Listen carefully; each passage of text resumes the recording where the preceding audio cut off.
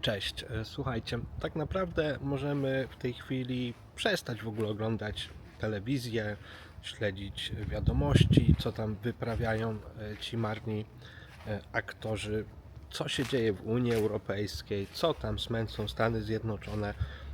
Możemy całkowicie już w tej chwili to wyłączyć, ponieważ w zasadzie nie ma to żadnego znaczenia i zaraz Wam powiem dlaczego. Taką najbardziej chyba trafną metaforą byłoby łapanie porcelany spadającej na upadającym, tonącym Titanicu. Ja cały czas powtarzam tezę, że Europa, Polska, Francja, Niemcy są to już kraje całkowicie upadłe i ten proces będzie tylko kontynuowany.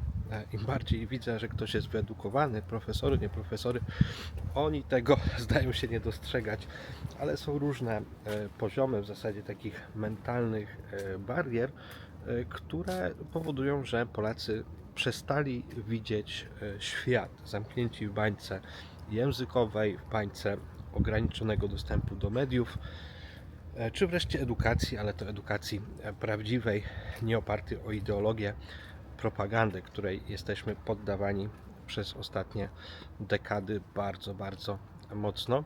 Dlatego stworzyłem taką kompilację kilku filmów, które pokażą Wam świat, w którym warto się zainteresować. Jeśli nie mówicie po angielsku, zupełnie nie przejmujcie się tym, nie martwcie, nie miejcie żadnych oporów, a zachęcam Was do właśnie odwagi, do eksplorowania filmów, nawet na YouTubie, które z napisami polskimi można łatwo sobie przetłumaczyć, żeby zobaczyć świat taki, jaki on wygląda naprawdę.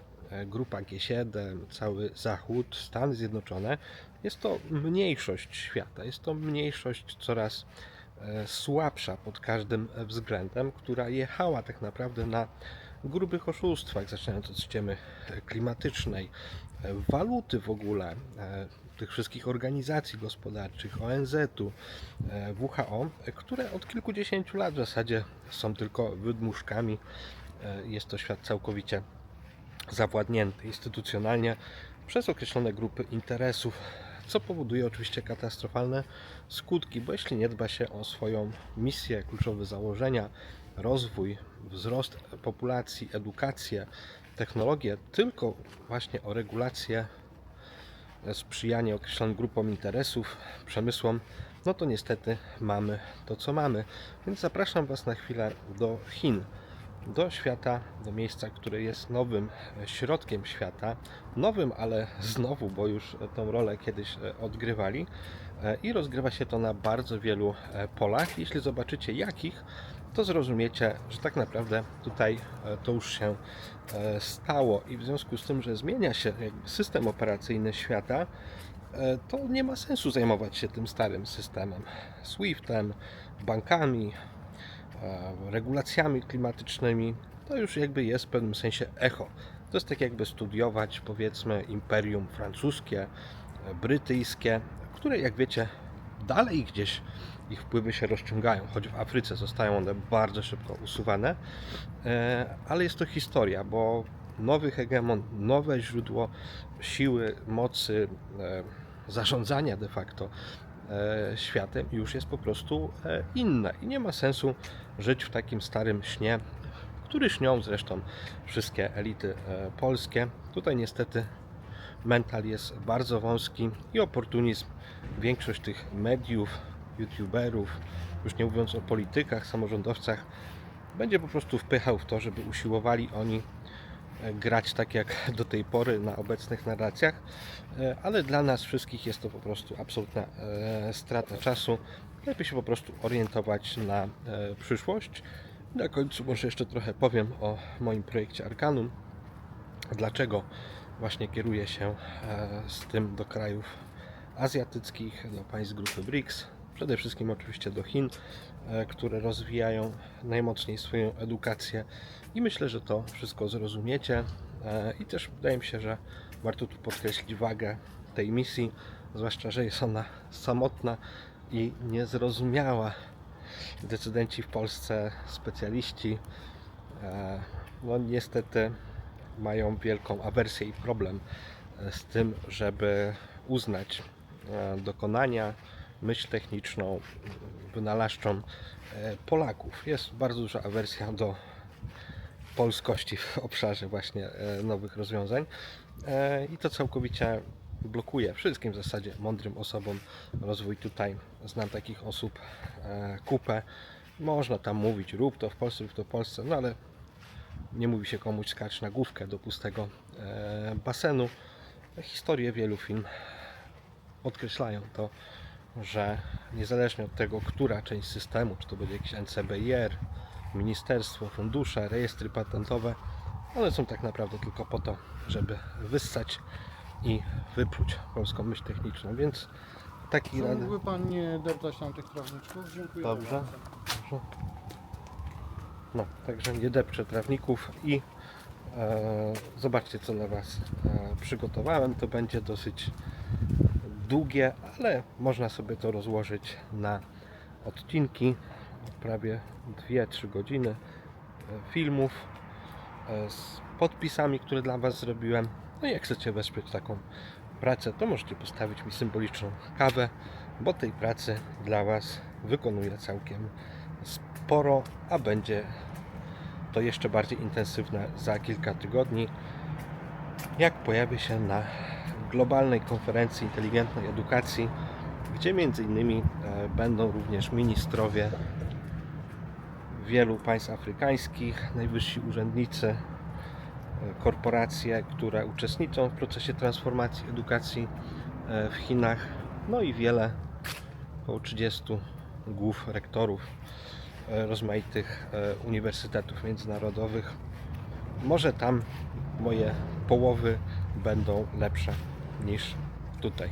Well, everyone, China just unveiled its new plan for Africa, and let's just say it's going to change the entire future of the continent. China is now looking to Africa as the first location for its global payment system, as China seeks to expand its currency global use and break the dominance of the US dollar. This is massive news because just last month, China successfully recruited 53 African nations in a new trade framework that will see African exports enjoy 100% tariff-free access to the Chinese market. And I just can't stress how big a deal this is for China and the future of global trade. Never before has a rising power managed to secure the coordinated support of an entire continent and a comprehensive trade plan to reshape global governance. But this new deal goes beyond just governance. It goes down to the most important aspect of international trade, and that is currency and the future of the US dollar. Everyone, our world is changing faster than ever before. And make sure you watch to the end of today's video, and I'll present to you a unique opportunity that's going to help you prepare for it. But first, let's look at the geopolitical landscape today.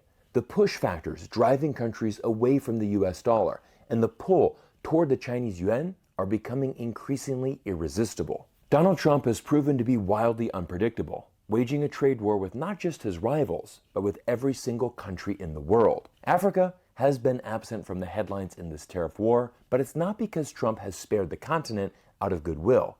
It's because he simply doesn't care. His past remarks make his disregard for African nations abundantly clear. The U.S. has offered virtually nothing in the way of a meaningful trade partnership, and this is exactly why 53 of 54 African nations have partnered with China for the future. In a recent meeting in Cairo, the central banks of China and Egypt signed a series of agreements to facilitate trade and investment exclusively using Chinese yuan. And Egypt is far from alone. It joins a growing list of African nations entering yuan-based trade arrangements, including South Africa, Nigeria, and Angola. Nigeria alone has a currency swap agreement with China worth the equivalent of 15 billion yuan, allowing the two countries a direct path to exchange goods and completely bypass the US dollar. You see, Africa is a continent where trade with China is important, but it's also one where many countries struggle to access currencies like the euro or US dollar. And that's been a major roadblock to Africa's development. In today's global trade system, if an African business wants to sell goods to Europe, it can't use its local currency. It must first convert into US dollars and then again into euros.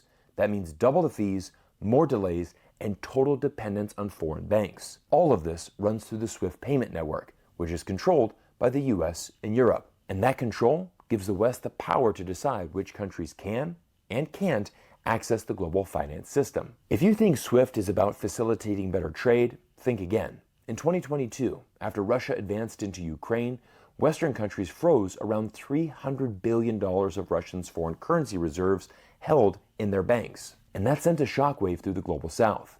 Because if the US and EU can freeze Russia's money overnight, what's stopping them from doing it to any other country they disagree with? For many African nations, this was a wake-up call.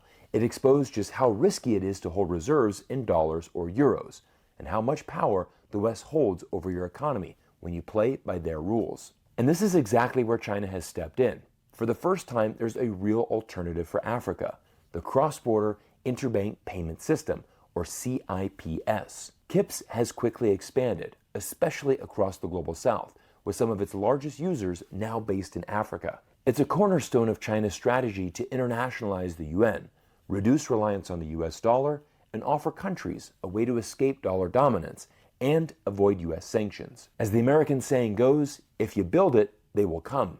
And China has built it. Today, CIPS is used by over 4,900 banking institutions in 187 countries and regions. And with Africa's booming economies, the continent is set to become a major force accelerating the rise of this new financial system. In June, South Africa's Standard Bank became the first African bank to enable direct interbank yuan payments with China, completely bypassing the US dollar. South Africa, the S in BRICS, joins fellow member Egypt in spearheading de-dollarization efforts on the continent. Their leadership is significant. They represent Africa's two largest economies. BRICS member Ethiopia and partner Uganda follow as the 7th and 13th largest respectively. Meanwhile, Algeria and Nigeria, Africa's 3rd and 4th largest economies, have also received invitations to join BRICS. If they accept, BRICS could soon include Africa's top 4 economies, marking a major milestone in the continent's shift away from dollar dependence. Unlike Western countries that have traditionally approached Africa as a source of raw materials, China engages with individual nations based on their specific development needs, building partnerships designed for mutual benefit. I'm going to share with you one of China's amazing new projects in Africa and how it will transform the continent's future. But now let's get back to our story of China's role in Africa and highlight a recent deal struck between Angola and China that will transform the African country and do what China does best: create a win-win partnership. China just invested $350 million into Angolan agriculture in a drive to boost food security. Although Angola has long been a major oil and gas producer, its economy remains dangerously dependent on oil, accounting for around 50% of GDP, over 70% of government revenue, and more than 90% of exports. While the US has played a major role in Angola's oil industry, China's leadership in the global shift away from fossil fuels has made one thing clear: it's time for Angola to diversify, and China is helping to do just that. In response, Angola has made it a national priority to diversify its economy and reduce its dependence on food imports, which currently account for nearly half of its food consumption. Recognizing this, China has stepped in with significant agricultural investments aimed at making Angola more food self-sufficient. Just last month, 2 major Chinese state-owned enterprises signed deals worth $350 million to develop tens of thousands of hectare-acres of farmland. One of the major deals involves Chinese conglomerate CITIC, which pledged to invest $250 million over 5 years to develop 100,000 acres of soybean and corn production. These companies also plan to establish a seed research and testing center to improve yields and attract additional Chinese investment into Angola's agribusiness sector. As Africa deepens its commitment to China, the United States appears to be pulling away. Trump has positioned his foreign policy around America first, which in relation to Africa has meant nothing but tariffs, cuts to foreign aid, and the closure of diplomatic missions. African nations have also been bolstered by the global outrage over the United States' support for Israel's war crimes in Gaza, all of which have damaged America's image on the continent. In contrast, China continues to present itself as a more consistent and reliable development partner to what China describes as U.S. bullying and unilateralism. This has cleared the road for China to distinguish itself as a different kind of global power. While Washington was raising trade barriers, Beijing was opening markets, offering duty-free access to goods from 33 of Africa's least developed countries, and signing agreements to increase agricultural imports.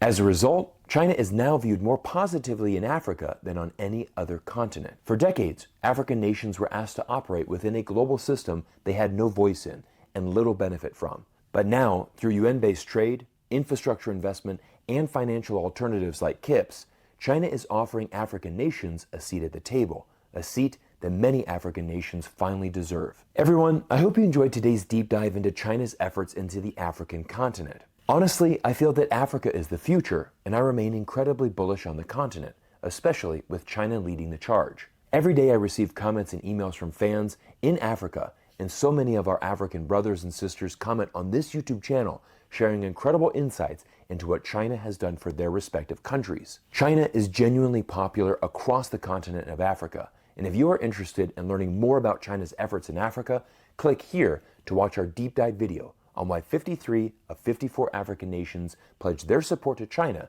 and why the future of China is indeed Africa. Thank you all for your continued support, and I look forward to seeing you all in our next video soon. If you have a smart president, you will never lose the standard. If you have a stupid president like the last one, you would lose the standard. And if we lost the world standard dollar, that would be like losing a war, a major world war. We would not be the same country any longer. Well, folks, if the United States losing the dollar standard is like losing a war, then buckle up, because the dollar is having its worst year since 1973, and something unprecedented is happening with US Treasuries. Take a look at this graph and focus on the pink line, showcasing how China is dumping US Treasuries at great speed. China has now sold off more than $300 billion worth of Treasury bonds over the past 5 years, something we've never seen a major trading partner do on this scale and with such clear strategic intent. As the world watches the dollar's dominance continue to erode, this article from The Guardian says it best. Trust in the US is eroding.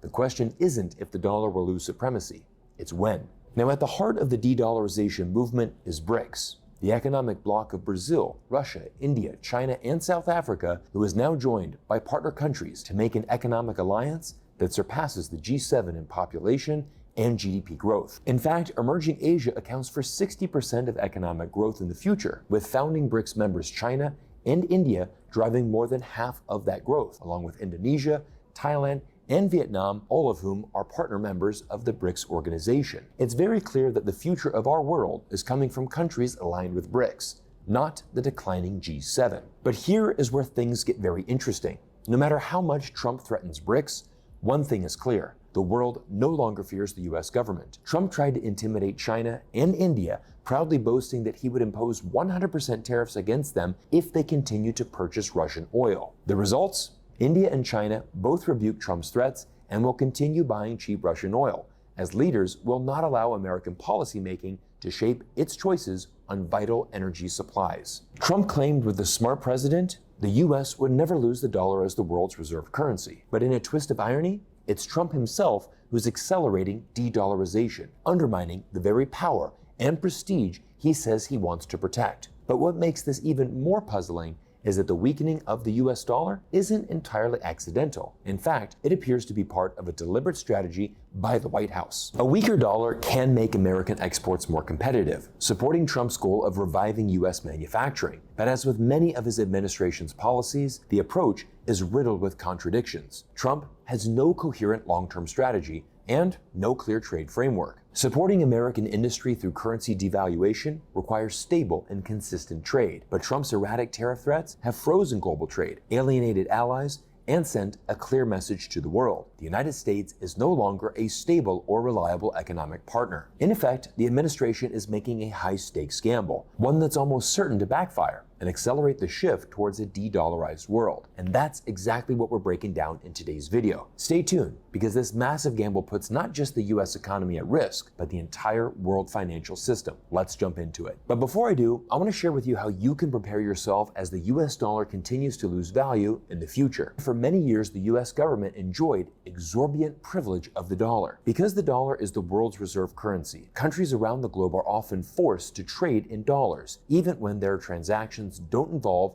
the United States directly. For example, if a German company is doing business with a Chinese manufacturer, that trade would still typically be settled in US dollars, regardless of whether an American firm is involved. This global need for dollars creates a constant and immense demand, which continuously props up the dollar's value. And that's why the US can get away with things that would wreck most other economies, like running a massive budget deficit and having a national debt surpassing a staggering $37 trillion without sparking a full-blown currency crisis. Since everyone needs dollars to trade, the US can push its inflation onto the rest of the world. At the same time, global wealth flows into US assets like the stock market, making the dollar even stronger. The dominance of the dollar allows the US to live well beyond its means. It's a privilege that no other country on earth possesses, and one that it frequently abuses. But this system, that has lasted since the end of World War II, is collapsing, and it's collapsing fast. Trump is gambling with this very system by deliberately pursuing a policy of dollar devaluation. Despite his public speeches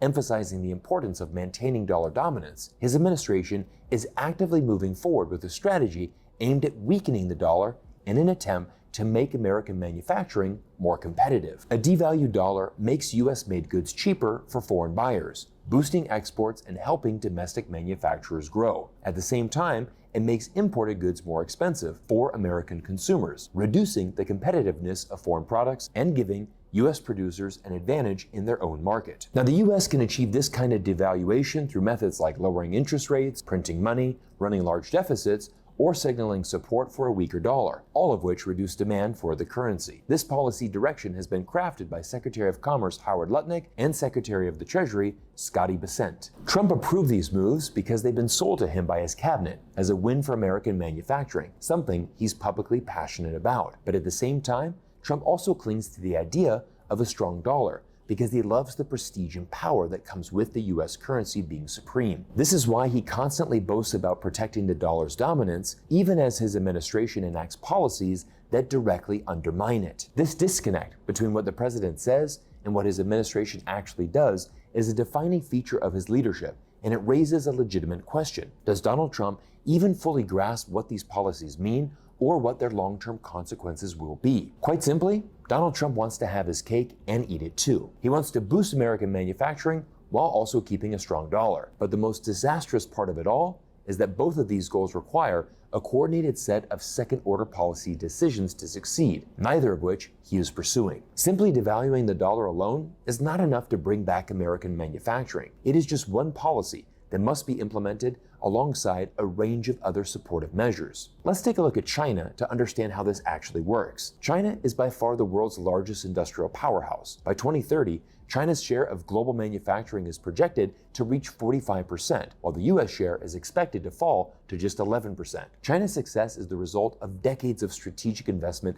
by its government into crucial industrial foundations. This includes major investments in education to equip the population with the skills necessary to build and operate modern industries. At the same time, China has poured resources into infrastructure, constructing state-of-the-art ports, roads, telecommunication networks, and transportation systems. But perhaps most critically, China has made massive investments in energy capacity, which has expanded exponentially through a diverse mix of sources, including the largest rollout of renewable energy in the world. Meanwhile, US energy production has remained largely stagnant since 2005. After all this, China has also consistently devalued its currency, making its imports that much more competitive, something the US is now trying to copy. But the ironic thing here is that Trump believes he can skip over all the crucial steps required to build a competitive manufacturing economy and go straight to devaluing the currency. But while he's focused on weakening the dollar, the foundational elements of a strong industrial base in the US are crumbling. Infrastructure is deteriorating, education levels are at historic lows, and energy production has remained stagnant for years. Because these critical inputs are missing, there are no real incentives for manufacturers to bring their production back to the United States. So while Trump is devaluing the currency in hopes of making American goods more competitive, there are no domestic goods or factories to compete with Chinese products in the first place. Quite frankly, they simply don't exist in America. America's industrial capacity was hollowed out many decades ago, and no amount of wishful thinking or currency manipulation will change that reality. And this leads us to yet another fundamental contradiction in the president's agenda. Trump says he wants to bring back US manufacturing, a goal that would take massive government investment. But at the same time, he's calling for spending cuts, smaller government, and lower taxes. In other words, he wants to build without paying the bill. These policies are inherently incompatible. You can't rebuild an industrial economy by starving it of the public investment it needs to function. So all of this leads to the worst possible scenario for the United States. By devaluing the dollar in isolation, the US literally gets the worst of both worlds. A devalued dollar undermines the dollar's privilege while doing nothing to help US manufacturing. Americans will be paying more for foreign products while there are no domestic alternatives on the shelves to replace them. These are just some of the reasons why devaluing the dollar simply won't work for the United States. But that is only the tip of the iceberg. Trump's erratic policies aren't just ineffective. They carry much broader implications for the US-led global economy. By creating an increasingly unpredictable trade environment, Trump is chipping away at one of the United States' greatest economic advantages, its reputation as the safest and most stable destination for foreign investment. That reputation rests on the dollar's status as the world's reserve currency, which for decades has given investors confidence that their money is secure in US markets. But that confidence is unraveling through constant attacks on the Federal Reserve, chaotic tariff wars, ballooning national debt, and a pattern of flip-flopping policies. Trump has undermined the very predictability that once made the dollar and the United States so appealing. And we're now witnessing these consequences in real time. Something rare is happening on Wall Street. Stocks, bonds, and the dollar are falling at the same time. Normally when stocks fall, investors flee to bonds or the dollar as safe havens. But when all three are dropping together, it signals a crisis of confidence in the entire US economic system. It means investors no longer see any corner of the American market as a reliable place to park their money. Now the world is looking elsewhere. International markets are outperforming US stocks by a wide margin. In fact, the Hang Seng Index from Hong Kong is the best performing stock market to date. And check out this report from Bank of America, which states fund managers had preferred US stocks over international stocks for most of the past 2 decades. But that's changed this year. The latest survey out in mid-June showed a startling statistic. Only 23% now preferred US stocks. This divergence tells a clear story. Capital is starting to flow away from the United States. Pension funds, endowments, and institutional investors are increasingly looking to foreign markets, not just for growth, but for stability. There's no question that a broader trend of moving away from the dollar is underway, and Trump's chaotic policies have become a major accelerant. And it's not just other advanced economies shifting investments towards markets in places like Hong Kong and Europe. Central banks around the world are also making massive gold purchases, pushing the metal past the euro to become the second largest global reserve asset. Since the start of 2024, the price of gold has surged nearly 62%. Countries are scrambling for an alternative path, with BRICS now expanded to 20 member states, representing half of the world's population and accounting for 40% of the global economy, including the crucial additions of Vietnam and Indonesia. Meanwhile, there's been a sharp rise in countries trading directly in their own currencies. Most recently, the central banks of Egypt and China agreed to move away from the SWIFT system in favor of local currency trade and the use of China's cross-border interbank payment system, CIPS. All of these developments are rapidly chipping away at the dollar's dominance, much faster than anyone expected. What we're witnessing isn't just a policy misstep, it's a turning point. The dollar's central role in the global economy has always been as much about trust as it is about economics. Trust in US institutions, trust in long-term stability, trust in competent leadership. But that trust is now eroding at a pace that no one anticipated, driven not by external enemies, but by internal confusion, contradiction, and short-term thinking. The dollar has long acted as the spine of the global financial system, but a spine can only bend so far before it breaks. If the current trajectory continues, we may not just see the end of dollar dominance, we may be living through the end of the American economic order as we've known it. And what comes next won't be shaped in Washington, but in the capitals of a new multipolar world that's already preparing for life after the US dollar. Everyone, I hope you enjoyed today's deep dive into the US dollar, and I want to thank our video sponsor Nomad Capitalist for their continued support. If you enjoy geopolitics and want to prepare yourself for a better future, please visit nomadcapitalist.com and learn more about their incredible service and also their annual event in Kuala Lumpur. I appreciate you all for your continued support and look forward to seeing you all in our next video soon. Well, everyone, China just unveiled its new plan for Africa, and let's just say it's going to change the entire future of the continent. China is now looking to Africa as the first location for its global payment system, as China seeks to expand its currency global use and break the dominance of the US dollar. This is massive news because just last month, China successfully recruited 53 African nations in a new trade framework that will see African exports enjoy 100% tariff-free access to the Chinese market. And I just can't stress how big a deal this is for China and the future of global trade. Never before has a rising power managed to secure the coordinated support of an entire continent and a comprehensive trade plan to reshape global governance. But this new deal goes beyond just governance. It goes down to the most important aspect of international trade, and that is currency and the future of the US dollar. Everyone, our world is changing faster than ever before, and make sure you watch to the end of today's video, and I'll present to you a unique opportunity that's going to help you prepare for it. But first, let's look at the geopolitical landscape today. The push factors driving countries away from the US dollar and the pull toward the Chinese yuan are becoming increasingly irresistible. Donald Trump has proven to be wildly unpredictable, waging a trade war with not just his rivals, but with every single country in the world. Africa has been absent from the headlines in this tariff war, but it's not because Trump has spared the continent out of goodwill.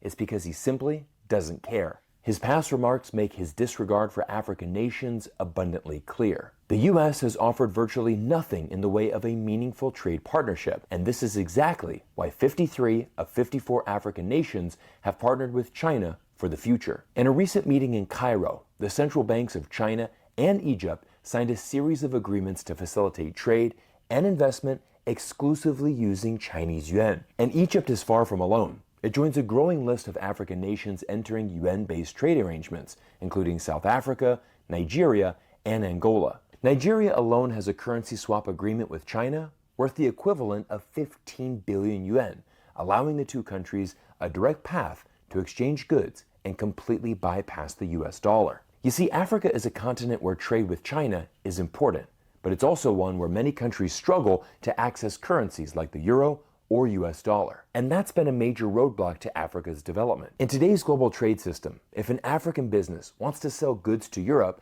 it can't use its local currency. It must first convert into US dollars and then again into euros. That means double the fees, more delays, and total dependence on foreign banks. All of this runs through the SWIFT payment network, which is controlled by the US and Europe. And that control gives the West the power to decide which countries can and can't access the global finance system. If you think SWIFT is about facilitating better trade, think again. In 2022, after Russia advanced into Ukraine, Western countries froze around $300 billion of Russians' foreign currency reserves held in their banks. And that sent a shockwave through the global South. Because if the US and EU can freeze Russia's money overnight, what's stopping them from doing it to any other country they disagree with? For many African nations, this was a wake-up call.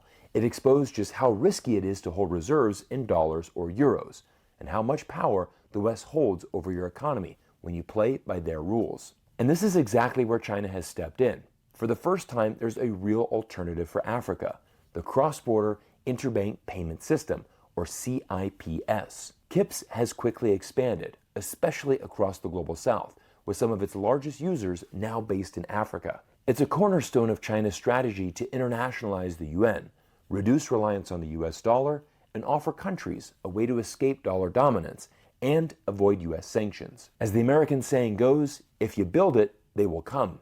And China has built it. Today, KIPS is used by over 4,900 banking institutions in 187 countries and regions. And with Africa's booming economies, the continent is set to become a major force accelerating the rise of this new financial system. In June, South Africa's Standard Bank became the first African bank to enable direct interbank yuan payments with China, completely bypassing the US dollar. South Africa, the S in BRICS, joins fellow member Egypt in spearheading de-dollarization efforts on the continent. Their leadership is significant. They represent Africa's two largest economies. BRICS member Ethiopia and partner Uganda follow as the 7th and 13th largest respectively. Meanwhile, Algeria and Nigeria, Africa's 3rd and 4th largest economies, have also received invitations to join BRICS. If they accept, BRICS could soon include Africa's top 4 economies, marking a major milestone in the continent's shift away from dollar dependence. Unlike Western countries that have traditionally approached Africa as a source of raw materials, China engages with individual nations based on their specific development needs, building partnerships designed for mutual benefit. I'm going to share with you one of China's amazing new projects in Africa and how it will transform the continent's future. But now let's get back to our story of China's role in Africa and highlight a recent deal struck between Angola and China that will transform the African country and do what China does best, create a win-win partnership. China just invested $350 million into Angolan agriculture in a drive to boost food security. Although Angola has long been a major oil and gas producer, its economy remains dangerously dependent on oil, accounting for around 50% of GDP, over 70% of government revenue, and more than 90% of exports. While the U.S. has played a major role in Angola's oil industry, China's leadership in the global shift away from fossil fuels has made one thing clear. It's time for Angola to diversify, and China is helping to do just that. In response, Angola has made it a national priority to diversify its economy and reduce its dependence on food imports, which currently account for nearly half of its food consumption. Recognizing this, China has stepped in with significant agricultural investments aimed at making Angola more food self-sufficient. Just last month, 2 major Chinese state-owned enterprises signed deals worth $350 million to develop tens of thousands of hectare-acres of farmland. One of the major deals involves Chinese conglomerate CITIC, which pledged to invest $250 million over 5 years to develop 100,000 acres of soybean and corn production. These companies also plan to establish a seed research and testing center to improve yields and attract additional Chinese investment into Angola's agribusiness sector. As Africa deepens its commitment to China, the United States appears to be pulling away. Trump has positioned his foreign policy around America first, which in relation to Africa has meant nothing but tariffs, cuts to foreign aid, and the closure of diplomatic missions. African nations have also been bolstered by the global outrage over the United States' support for Israel's war crimes in Gaza, all of which have damaged America's image on the continent. In contrast, China continues to present itself as a more consistent and reliable development partner to what China describes as U.S. bullying and unilateralism. This has cleared the road for China to distinguish itself as a different kind of global power. While Washington was raising trade barriers, Beijing was opening markets, offering duty-free access to goods from 33 of Africa's least developed countries, and signing agreements to increase agricultural imports. As a result, China is now viewed more positively in Africa than on any other continent. For decades, African nations were asked to operate within a global system they had no voice in and little benefit from. But now, through UN-based trade, infrastructure investment, and financial alternatives like KIPS, China is offering African nations a seat at the table, a seat that many African nations finally deserve. Everyone, I hope you enjoyed today's deep dive into China's efforts into the African continent. Honestly, I feel that Africa is the future, and I remain incredibly bullish on the continent, especially with China leading the charge. Every day I receive comments and emails from fans in Africa, and so many of our African brothers and sisters comment on this YouTube channel, sharing incredible insights into what China has done for their respective countries. China is genuinely popular across the continent of Africa, and if you are interested in learning more about China's efforts in Africa, click here to watch our deep dive video on why 53 of 54 African nations pledged their support to China and why the future of China is indeed Africa. Thank you all for your continued support, and I look forward to seeing you all in our next video soon. So let me just go through just a bunch of graphs and charts to calibrate, right? So first, China's #1 in global trade, okay? It went from basically just trading with Central African, Central Asian countries in the year 2000 to becoming the #1 trade partner of everyone in the world. Now, the thing is, the few places it didn't have scooped up yet were like Western Europe, Canada, Mexico. These are the places that Trump is imposing these tariffs, right? And I understand why, but still, what that's going to do is they're encouraging the EU and Canada and Mexico to align with China for trade. Right. Okay. And China's #1 in steel. It went from less than 1/10 U.S. steel production to more than 10x and became the #1 steel producer in the whole world. Right. China's #1 in rail. From 2008 to 2020, they built a national high-speed rail network. Over the same period, California's $100 billion rail project didn't lay a single line of track. Okay. China's #1 in electricity. Look, that flippening happened right in 2010. Boom, and just gone up like this. This, by the way, all the stuff about will AI save us and so on and so forth. Look, there's a lot of amazing things about AI, but as actually people have started to recognize, AI is electricity constrained and China is not electricity constrained and America is. So the big data centers can only be built to a certain point in the US. The other big thing is that China has the hardware stack. So all the humanoid robots, it is, again, maybe Elon can pull it off. He is the greatest of all time. But China's just scaled. They're so good at being second movers. They will crank out the widgets and so on at a very low price for these humanoids, right? So And that's a physical manifestation of AI. So the point is China's number one in electricity. They're number one in nuclear, right? Look at all the plants they're building over here. Actually, to India's credit, India and Russia, the RIC of BRICS, they're actually doing fairly well.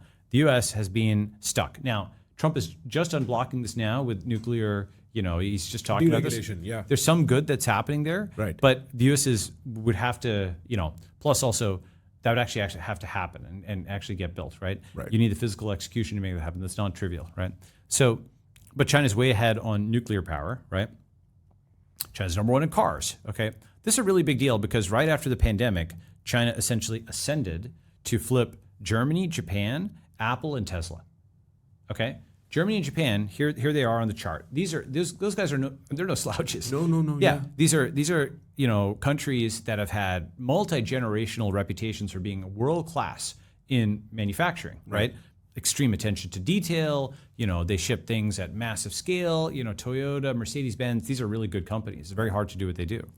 The advent of electric cars disrupted them because and self-driving for a variety of reasons. One of them is that all the pieces of software that were in a traditional car weren't talking to each other, but a new car is basically like one software stack completely, number one. And number two is the old combustion engines were the most complicated part of a car, but now with the new electric cars, it's a battery that it's really like a big battery on wheels.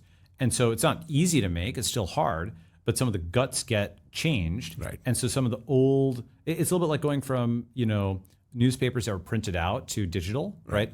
It changes the entire supply chain. Now you've got a newspaper that's trucks and ink and so on and so forth that has to make this shift. And a new startup doesn't have to do that, right?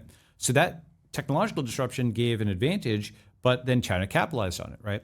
And Apple could not make a car, but Xiaomi did, right? BYD is outselling even Tesla, right? So China just came out of nowhere and owned this very complicated market of cars with BYD and Xiaomi, right? And other Chinese manufacturers. China's now number one in ships. Okay, This is a slide from the U.S. Navy that shows that China has 200x America's shipbuilding capacity. Wow. Okay, and there was a Secretary of the Navy, we can show that clip, that one Chinese shipyard makes more ships than the entire U.S. Navy, the entire U.S. combined. Okay, and there's a Raytheon CEO or the Raytheon CEO a few years ago who said, actually, we could pull our stuff out of Russia, we can't pull out of China, we can't decouple, right? And I can show another graph which shows the U.S. military itself is made in China. Like famous U.S. armaments, like the Tomahawk missile. There's a study commissioned by the Pentagon, $400 million study by Govini, that shows that the supply chains for the U.S. military come from China. Actually, let me show you those. Wow. So at this point, even the U.S. military, which offers it the sovereignty that it has, is undecouplable from the Chinese manufacturing empire. That's exactly right. Wow. The U.S. military is made in China. It's like the dollar being printed in China.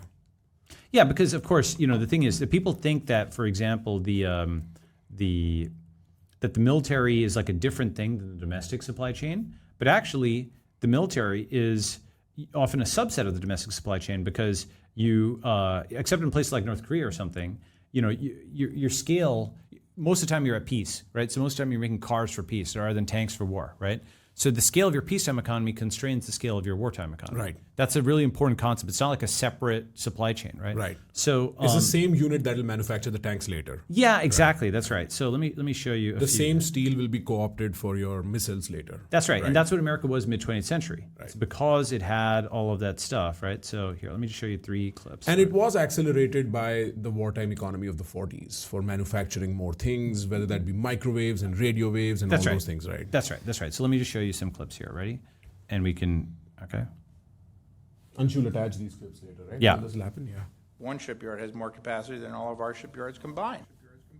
But it is a reality, which means they have 13 shipyards. In some cases, their shipyard has more capacity. One shipyard has more capacity than all of our shipyards combined. Wow. One shipyard has more capacity than all of our shipyards combined. Wow. Okay. Let me show you a few more.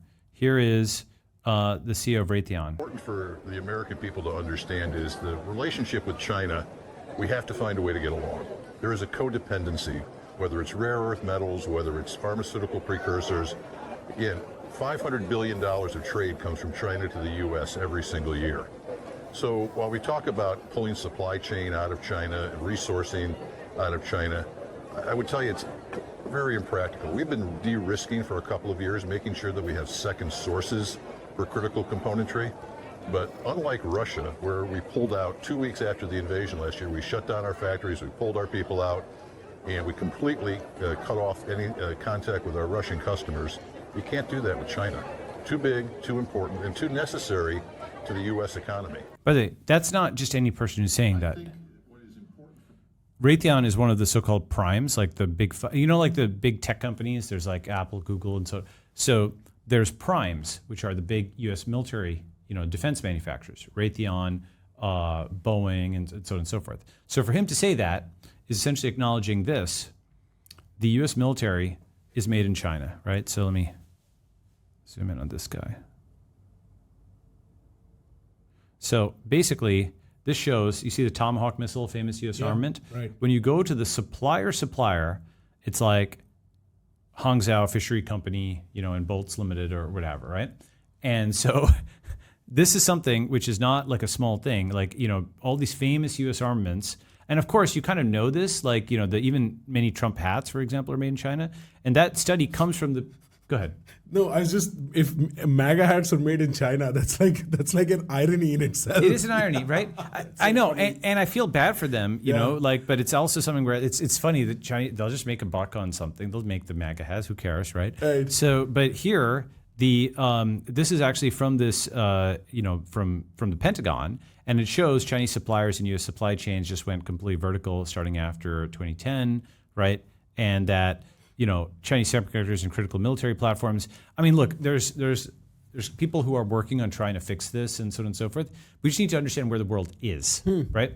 Maybe where the world can be, but first where the world is. Right. Where the world is, the fact is the U.S. military is made in China, right? Which means it is impossible, and I'll show you one more. Ready? Yeah. So, okay, so take a look at this. Do I know this gentleman? This is the Secretary of Defense, the current Secretary of Defense, Pete Hegseth. All of its war games against China, we lose every time. Inside the Pentagon war games, we know what our real capability. You see, we didn't even get to this part of the war on warriors. I mean, the military-industrial complex, the way we procure weapon systems. We're always the way our system works, the way our bureaucratic system works, where the speed of weapons procurement works. We're always a decade behind in fighting the last war, whereas China.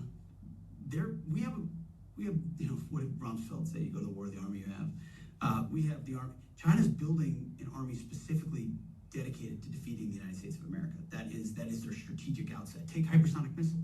So if our whole power projection platform is aircraft carriers and the ability to project power that way strategically around the globe, and yeah, we have a nuclear triad and all of that, but a big part of it. And if 15 hypersonic missiles can take out our 10 aircraft carriers in the first 20 minutes of a conflict. All of its war games against China.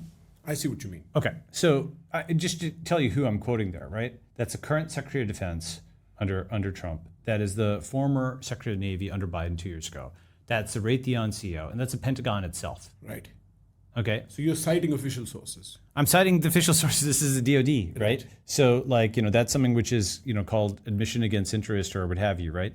And now, to be clear, in a sense, you only have a war if both parties think they can win. If one party doesn't think they can win, then usually there isn't a fight, right? Yeah, there's a negotiation. There's a negotiation, that's right. So in a sense, it is good that the Secretary of Defense is cognizant of the fact that Chinese hypersonics are set up to, sink U.S. aircraft carriers. This is the same sort of standoff missile thing that India, Pakistan was doing recently, right? And also that Russia and Ukraine, long-range missiles are changing, what war is and battle is. But so it's good that they're aware of it. But this hasn't been priced in the world. People have not yet taken on board that China is now the military superpower of the world. Got it. People haven't realized that at all. There's still fight between USSR and the USA in that. Yeah. They still it's similar to not pricing in that Russia has won in Ukraine, right? That kind of that's happened. Let me actually show you a few more graphs, okay? So China's number one in ships, right? It has now the world's largest navy. Again, when China turns it on, just like with cars, it just went boom, flipped the U.S. Okay, and then you'll always hear some cope, which is they don't yet have the same number of aircraft carriers as the U.S. But that is something that is just cope, right? They're 5 years away from it. If they try to manufacture If they that. try to, they can. Yeah. But the thing is also, that's also not the right metric. It's like saying Netflix doesn't have as many stores as Blockbuster. Sure. Yeah, they're doing something paradigmatically different, right? Right. So like maybe you don't need aircraft carriers in the same way, or they're like drone aircraft carriers or something else, right? Aircraft carriers may be actually sitting ducks in the era of hypersonics and what have you, right? Right. So China has the world's largest navy. China's also number one in cities. It has 113 cities with over 1 million people, bigger than SF and so on and so forth, right? Right. And unless you've actually traveled there and seen it, it's actually really remarkable what they've got there. You know, in Shenzhen, you have drone delivery is routine, right? Self-driving is routine. All this stuff is routine. You know, sidewalk delivery robots, routine, right? So they are ahead. They're ahead by a lot, right? And they've just really turned it on. Again, there's lots of stuff that's bad about China. The problem is at this point, people are like, oh my God, you love China so much. I'm going to critique them in a second, okay? But point is, I'm just a reality show, right? Okay. China even now has flying cars, right? Did you see the iShowSpeed stream, a few weeks ago, months ago? I didn't expect you would quote iShowSpeed, but no, I did not see iShowSpeed. Okay, so Yeah, I'm not a big iShowSpeed guy, but I'm a big tech guy. Right. And so this was him in a flying car in China, right? Whoa, that's wild. So it's basically a human-sized drone, right? That's exactly right. Now, Right. here's the thing about this. I actually showed this, here, let me show you something. I put this up. We live in a strange world where we quote the Raytheon CEO and iShowSpeed in the same conversation. Yeah, it's funny, He's right? a cultural force, no He doubt. is. I think he recently met the president of Albania, right? And I mean, it tells you how different generations are at this point. Whoa.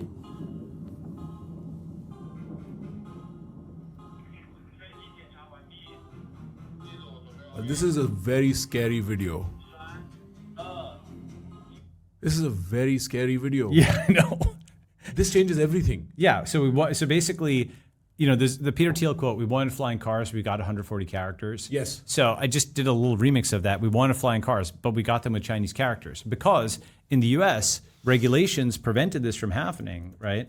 Where's My Flying Car is this really good book by J. Storrs Hall, okay? Where's My Flying Car? That documents exactly when certain set of decisions were made that pushed all innovation. In the 1970s, any energy-intensive innovation was essentially prohibited, and that's why it pushed everything into computers. Yes. Right? So 100% of the innovation, not 100%, but like most of the innovation was in non-energy intensive areas. Right. Because the physical world was so highly regulated. Right. And this was short-term risk aversion that led to long-term catastrophic risk because now China's so ahead physically, right? Right. People thought, oh yeah, someone could fall off a plane or if it crashed or whatever. It was always some downside scenario, risk scenario that led people to avoid the physical world risk, right? Right. Okay. So, just to simplify for people, Yes. sometime in the 70s, the rate of progress in information technology started far superseding physical technology. And so you saw a lot of stuff happening on screen, on the internet, and with information, not so much with manufacturing, not so much with innovation in the physical space. that's exactly right. Yes. That's right. And so here is the stream, by the way. Now, the thing about this is this went out to whatever millions of people are on his stream, and it showed them that, like, China's not a third world country anymore, right? Whoa. It's basically like a helicopter, but I'm assuming it's a lot cheaper to operate. Well, that's the thing. It's a remote-controlled helicopter. Wait, so there's no driver in here? No. He's just sitting. Yeah. And somebody's operating from the ground below. Or it's self-driving. That's right. Whoa, that changes everything. Yes. Because most people don't have the skill to pilot a helicopter. I mean, in wars, you could drop payloads using this. Of course. Sure. I want to mute this so Yeah, sure. we're more audible. Yes. But like, this reduces the cost of war to just the hardware you need. And So this is what's happening in Ukraine. If you follow the Ukraine conflict, what's going on with the drones there, for example, they've got all kinds of different scales of drones. But short answer, yes. Yes. Right? So what that also means, by the way, is that physical borders and digital borders will need to coincide, because if somebody can script drones in your territory, they can do things to you. yeah. Right? So You can't fly a plane if there are drones that easily accessible. That's right. Right. So if you look at this, right, basically, I guess 38 million views or something crazy like this, right? So this is something that's broadcasting what China actually is today, and it's ahead. The U.S. is not able to do this, right? And so the point is that in various areas, they're ahead. Now, when I posted the thing about, flying cars, people would say, Balaji, it's not a flying car. It doesn't have wings. It's not a flying car. It doesn't have wheels, right? It does not fly a car. It can't go long distances. And I was like, again, this is similar to saying, Netflix doesn't have the number of stores that Blockbuster does, right? It is being stuck in an old paradigm and not thinking, okay, well, DJI did drones, and therefore China's hardware ecosystem has a lot of experience with quadcopters and all the control theory required to balance them and so on. And now actually that's all reinforcement learning. And in the same way that an iPad is a scaled up iPhone, right? This is like a scaled up DJI drone, okay? And it achieves the function of a flying car, which is you as an individual get from point A to point B in the air without going on the land. Does it matter if it's a copter versus wings? In my view, no.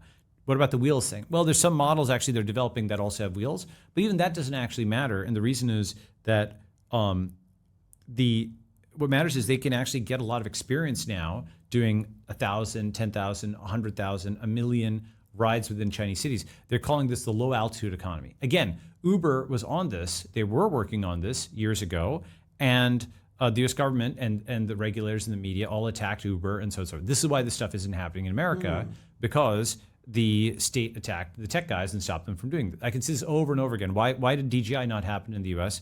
Because the FAA went after consumer drones and stopped them, right? The regulatory state, because it can't take calculated risk, it is only about reducing some negative headline rather than taking calculated risk. Because of that, that's why the US has gotten held back. That's why nuclear has gotten held back. That's why flying cars, that's why drones, all this stuff's gotten held back. And India should not repeat those mistakes, right?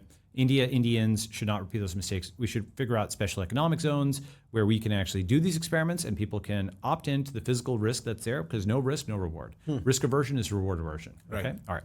So China even now is flying cars, and the remaining areas, planes, chips, even AI, Boeing has huge problems, as we know, right? Right.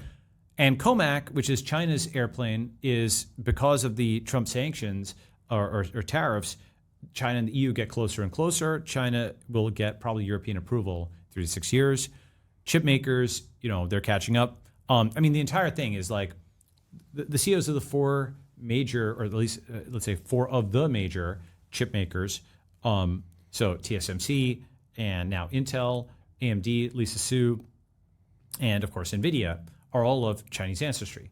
And the Chinese diaspora is 60 million people, okay? But that's less than 5% of China, which has 1.4 billion people, right? Right. So the entire premise that like China culturally could never figure out chips when its diaspora is really, really good at chips was an incorrect premise. Basically, the entire thought that like challenged China to a race of cloning a technology that already works for national pride and to really get really good at quantum mechanics, this is like challenging Italians to a pizza making contest or something like that. This was like right up their alley. It had instead the fight been over whether China can make its case in English, right? That's not a core competency for them, right? So this confrontation on chips was a very poorly thought out kind of thing where people, what the US did when it tried to sanction China on chips is actually force China's chip ecosystem to vertically integrate in a way they'd never integrated before, right? And then third is in terms of AI, again, with DeepSeek, open source AI, one of the things that is likely to happen, I published this article a few months ago, and I think this is very likely.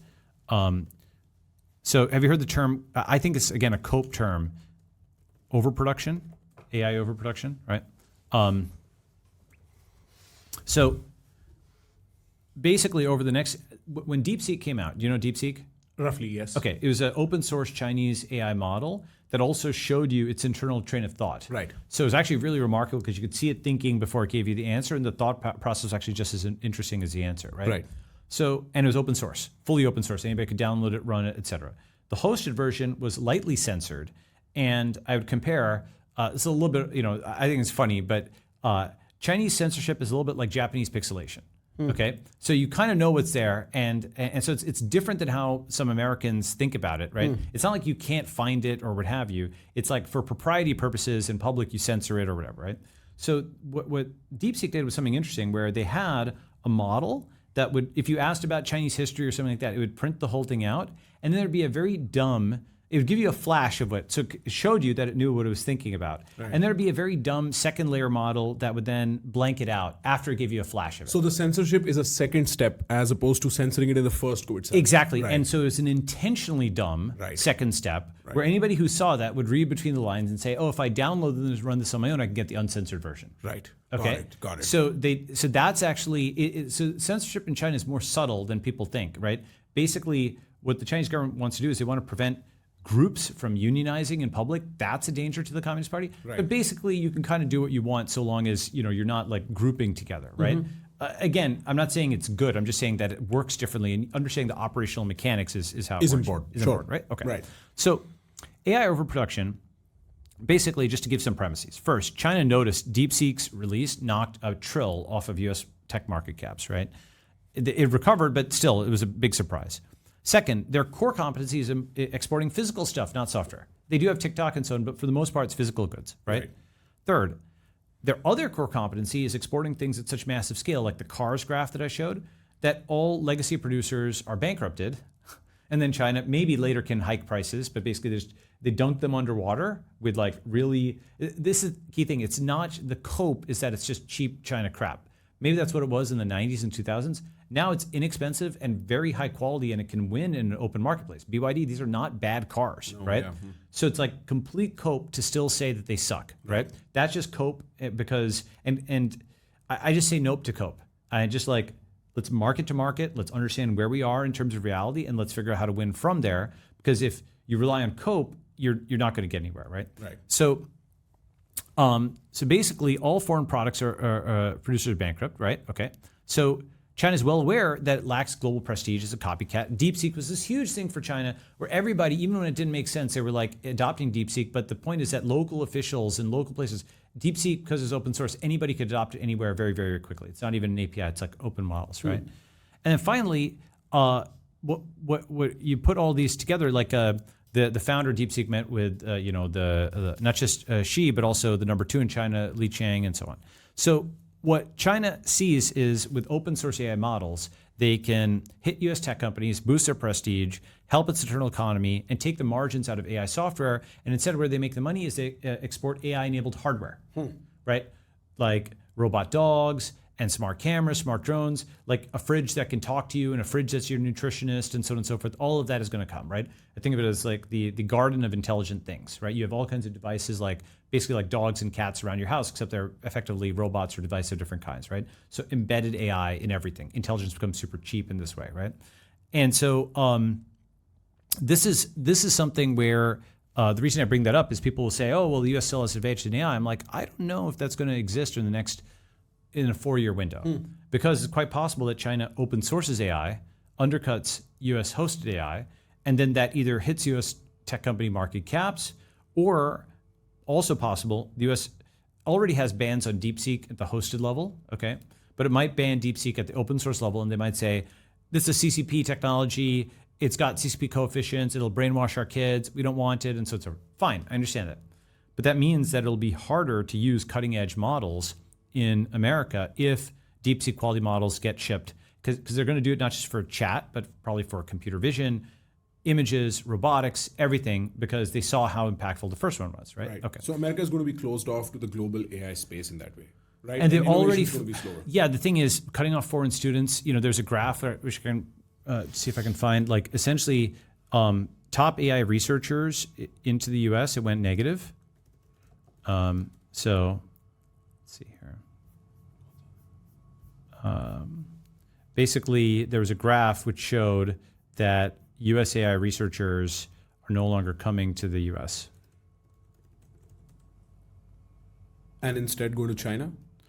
Well, they're staying in China. I mean, like if you knock out Chinese and Indians out of U.S. like engineering, right, that's like more than 50%, sometimes more than 70%, depending on whether it's like a electrical engineering department or a tech company and so on and so forth. Like that's a very large percentage of tech talent. It's not 100%, but it's a lot. I was trying to find this graph which shows like AI. Bro, अभी तो हमने बिल्कुल surface scratch किया है. If you want to know कि क्या मस्त, interesting, innovative, unique conversation, which was a full conversation, तो आप जाओ मेन चैनल पे और क्लिक करो यहाँ.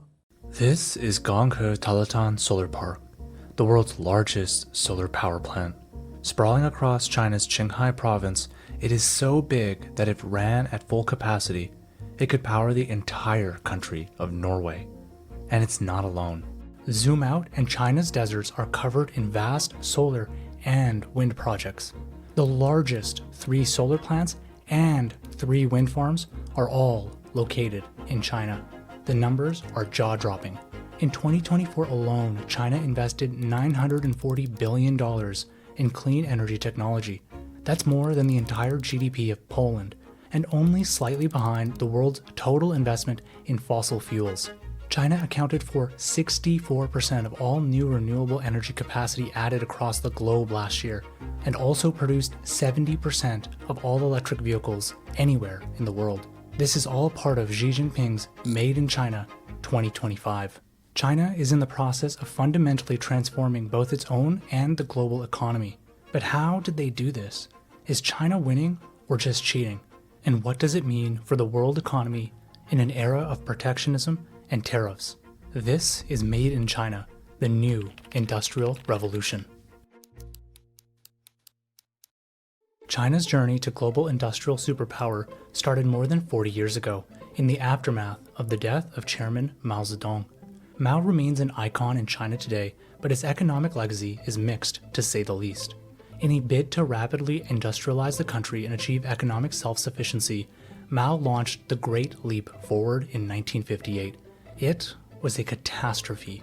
Mass collectivization of agriculture, huge investment in heavy industry, and inefficient central planning backfired spectacularly, leading to famine that resulted in the deaths of between 15 and 55 million people.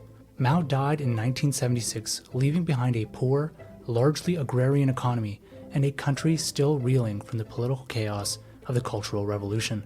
His successor, Deng Xiaoping, a man purged and exiled by Mao for being a capitalist rodent, remarkably rose to power in 1978. After the carnage of the Mao years, Deng saw the need for profound economic reform. He sought to wind back the ideological emphasis on state planning and collective ownership that had defined Mao's China. His market pragmatism was encapsulated in his saying, "It doesn't matter if a cat is black or white, as long as it catches mice." Under the slogan "Gaige Kaifang," reform and opening up, Deng began a process of gradual economic liberalization throughout the 80s. That meant allowing markets to set prices, opening up to foreign investment, and allowing entrepreneurs to set up private businesses. As Deng's reforms took hold in the 90s, China's economic growth started to pick up. Between 1980 and 2000, GDP per capita grew 5-fold, fueled by surging exports from Chinese factories to foreign markets. Around this time, Beijing set up economic special zones inspired by the advice of Lee Kuan Yew, with preferential tax and business incentives to stimulate investment. The most famous special economic zone was a once quiet fishing village on the border of Hong Kong called Shenzhen. In the 90s, Shenzhen was a boom town, attracting thousands of workers from across rural China to work in its factories, which produced everything from pens, clothes, and watch batteries. One of these workers was a young man called Wang Chanfu. Born to a poor family of 8 children in rural Anhui province in central China, Wang worked hard at school and went to study chemistry at university in nearby Henan province. After finishing university, he joined a new battery company in Shenzhen, and 2 years later, he left to launch his own company focused on making affordable, rechargeable batteries. He called the company Yadi Electronics, after the Yadi Road in Shenzhen, where it was originally based. Wang and his new company would go on to be a microcosm of the story of modern China. In the 90s, Chinese manufacturing had one thing really going for it: super low wages. In 1995, China's GDP per capita was just over $600 in current US terms, versus more than $12,000 in South Korea and $44,000 in Japan. This allowed producers like Wang's Yadi Electronics to outcompete larger Japanese manufacturers like Toyota and Sony on price, despite Japan's superior technology and advanced production lines. And business was booming. By 2000, Yadi Electronics had grown to become the world's largest mobile phone battery manufacturer. And Wang took the company public on the Hong Kong Stock Exchange in 2002, in the process raising over $200 million and cementing his status as one of China's top new capitalist entrepreneurs. And by this point, the company had a name that you might be more familiar with, BYD. China's rapid economic rise continued over the 2000s under the leadership of Jiang Zemin and Hu Jintao. In 2001, China joined the World Trade Organization, a defining moment in modern economic history that expanded Chinese goods' access to global markets in exchange for China's commitment to economic liberalization along international principles. China's GDP per capita surged by another fivefold in the 10 years following its accession to the WTO, and merchandise exports jumped to account for around 60% of GDP by 2007. Cheap Chinese goods flooded into foreign markets, and China started to build up large trade surpluses with the rest of the world. On the back of this export-led growth, China officially overtook Japan as the world's second largest economy in 2010. But despite all this, China's export economy remained largely focused on lower-end labor-intensive manufacturing. Back in Shenzhen, Wang had diversified BYD's business, acquiring a struggling car company to enter the auto industry. With its strength in producing rechargeable batteries, the company looked at producing hybrid and electric vehicles in China. However, it was still not a major player on the global market. In 2010, it ranked just 26th in vehicle production worldwide, far behind industry giants like GM, Volkswagen, and Toyota. The top spots were still dominated by the familiar names from the US, Germany, and Japan. And while the Chinese firms were gaining traction in the production of other clean energy technologies like solar panels, domestic usage remained minuscule. In 2010, 80% of the country's electricity came from burning coal. 30 years after Deng Xiaoping came to power, China was a changed country. They had moved from being a poor, closed agricultural society to a fast-developing global manufacturing hub, built mostly on exporting cheap, labor-intensive goods. Wang, the BYD boss, set a goal. The company would be the world's largest car producer by 2025. But this remained a distant hope. The economy was still rooted in dirty, low-tech manufacturing and relied heavily on other countries for high-end products. If China wanted to become a superpower, this had to change. President Xi Jinping came to power in 2012 with a vision to remake China as a superpower, to chase a China dream. So in 2015, they announced a new economic strategy, Made in China 2025. Designed as a blueprint for the next stage of China's economic development, it outlined the weaknesses of China's economy and set out goals to eliminate them. It said that China's manufacturing industry was large but not strong, lacked innovation, and was dependent on foreign countries for core technologies and high-end equipment. It also identified key sectors for the country's future as a manufacturing powerhouse, including robotics, aerospace, biotech, electric vehicles, and renewable energy technology. The document was a clear directive for the state to back key modern industries that had begun emerging in the early 2010s. So 10 years on, in 2025, where are we? To put it simply, China now dominates the global clean energy supply chain. In the first 5 months of this year, China installed 244 gigawatts of new solar and wind energy capacity.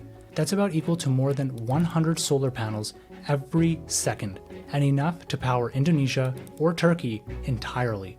Chinese green technology companies such as BYD, Longi Solar, and Goldwind are world-class, both in terms of cost and product innovation.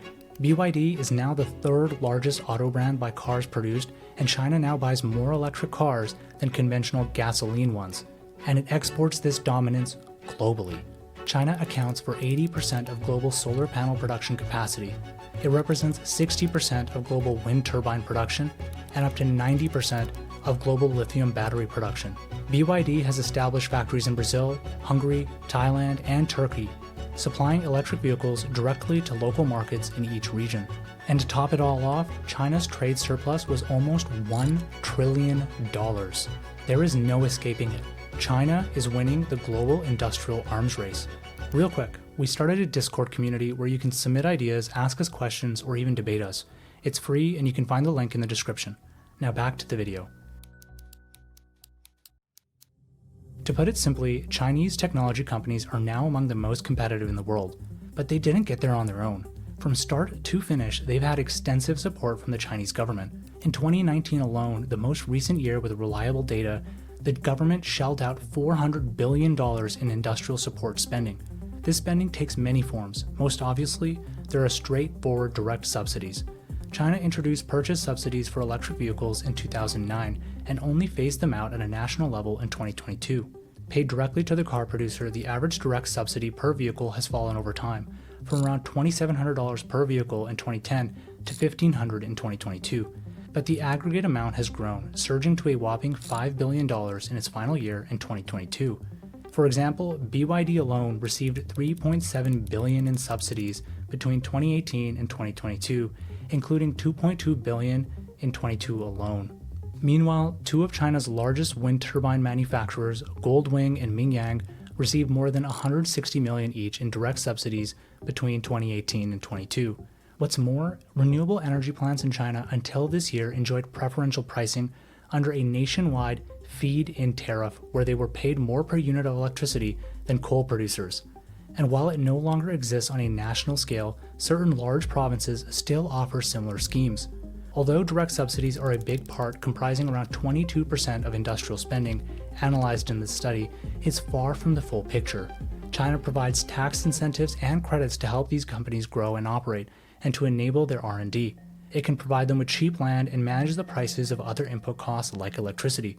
Earlier this year, for example, Jiangsu province, one of the country's richest, cut industrial power prices by 9% to support local industry margins. And in fact, the largest way it supports these companies is by offering cheap loans. China has a highly centralized banking sector with state-owned banks owning 60% of all assets in the sector. This means they can lend extensively to help favored industries grow, calculated not by risk and return, but by the government's own priorities. According to central bank data, new bank lending to China's manufacturing sector has surged in recent years, as the government has sought to pivot the engine of growth away from the property sector to high-end manufacturing. Lastly, there are several forms of industrial support that are unique to China. The large share of state-owned enterprises in the economy means that they can use bulk procurement of new products by these companies to support the industry's early expansion. BYD, for example, received the world's largest public bus lease tender for electric buses in 2011 from the Shenzhen government. And government-owned investment vehicles can step in to provide equity funding in key industries, acting almost like venture capital investors. In 2020, the city government of Hefei in Anhui province directed local investment vehicles to buy a 24% stake in EV producer NIO for $1 billion, essentially to bail them out. All of this means that Chinese companies can operate and produce more cheaply. They have lower rent costs, lower tax burden, lower borrowing costs, and subsidized demand in their massive domestic market. Take the EV example. Between 2009 and 2017, China's EV industry received $61 billion in government support, with 80% of this in the form of direct subsidies and tax exemptions, 12% in government procurement, and around 3% from R&D grants and infrastructure subsidies. Altogether, government support covered around 23% of the cost of a new vehicle in 2018, or $13,000. Xi Jinping's Made in China strategy was built on massive state support from start to finish, and the West can't compete. China's dominance of the global renewable supply chain has become one of the most controversial issues in global trade. The flooding of cheap Chinese exports of solar panels, EVs, and wind turbines have led to calls from trade partners to introduce tariffs and other protectionist measures to keep them out. In 2024, the U.S. Treasury Secretary even warned that Chinese exports risked decimating American industry. Take solar panels, for example. Exports of solar panels in capacity terms have increased sevenfold since 2017, but the average price has collapsed by more than 60%. The Chinese government would respond to this by saying that their industries are simply more competitive than those abroad, and point out that other countries also subsidize these industries. And this is undeniably true. Just take a look at Tesla, which benefits from generous tax credits from the US government. But there are two differences between government support in China and the rest of the world. The first is in the sheer scale of Beijing's industrial support. China's industrial support spending in 2019 totaled 1.7% of its GDP. That's more than double the level of support given in South Korea and 4 times the relative amount in the USA and Germany. But second, China is different in that its development model is built around the supply side of the economy. This is where the concept of overcapacity comes in. For decades, China has distributed resources into productive capacity rather than to households. Instead of building extensive social welfare, allowing incomes for Chinese workers to increase substantially, or allowing the yuan to appreciate, it has focused on investment into roads, airports, train lines, industrial capacity, and research, and it has kept the yuan weak to help sell this capacity overseas. That means two things. First, it means that production costs are cheaper at every stage of the supply chain. So if you're making EVs, for example, it's not just that BYD gets support from government subsidies and loans. It's all the things they need to make the cars, from tires to windshields to plastic. They're all produced extremely cheaply at home. And on the other side of the coin, it means that Chinese consumers spend less and save a higher proportion of their income. As a result, they consume less of the goods produced in the economy. In 2023, consumption accounted for only 40% of Chinese GDP versus a global average of 57%. Both of these mean that China produces more than it consumes and exports this abroad in the form of a large trade surplus. And according to Deutsche Bank, China represents 32% of global manufacturing, but only 12% of consumption. For example, in 2023, China had enough solar panel production capacity to produce 861 gigawatts of solar panel modules. But here's the kicker. Global demand that year was less than half that. This overcapacity scenario pushes down the prices, and so all this production is actually bad news for industry in China and abroad. Chinese factories are losing money as they face insane levels of domestic competition and limited domestic demand. If you look at the share price of the country's major renewable energy companies like Longyi Solar, Mingyang, and Trina Solar, they are all down in the dumps. So the issue isn't as simple as being a zero-sum game between China and the world. It isn't as simple as who pays more in subsidies. It's about the overall structure of the Chinese economy. That's something that no amount of tariffs or angry rhetoric will change. From an economic perspective, the conclusion is clear. Beijing has built an economic system that favors industrial capacity above all else. China's dominance in new energy is state-directed, state-subsidized, and state-supported every step of the way. This has created world-class, innovative companies that can produce much more cheaply than foreign companies. But without true exposure to market forces, Chinese factories produce so much that both companies at home and abroad struggle to make money. And this has become the root of China's trade argument with the United States and other trade partners. But perhaps the debate over the fairness of China's trade dominance and overcapacity misses a crucial point. China now churns out loads of cheap and high-quality renewable energy technology. While that may be bad news for Tesla as well as for many of those loss-making Chinese companies, it's good news for global consumers who pay lower prices. And it's good news, most importantly, for the environment, because we can all buy EVs, solar panels, and other forms of renewable energy more cheaply. But the question for you is, do you want to live in a world where the car you drive, the battery in your phone, and the solar panels that keep your lights on all come from China? Put differently, does it matter if the cat is white or black? Let us know in the comments. Subscribe to 2 and 20 for more on economics and politics. Well, it's official. Donald Trump just admitted the United States cannot beat China in the tech race. And in a move that no one saw coming, Trump has reversed his ban on U.S. companies selling microchips to China and has given NVIDIA the green light to export its advanced H20 microchip to China, a move worth $15 billion in market share.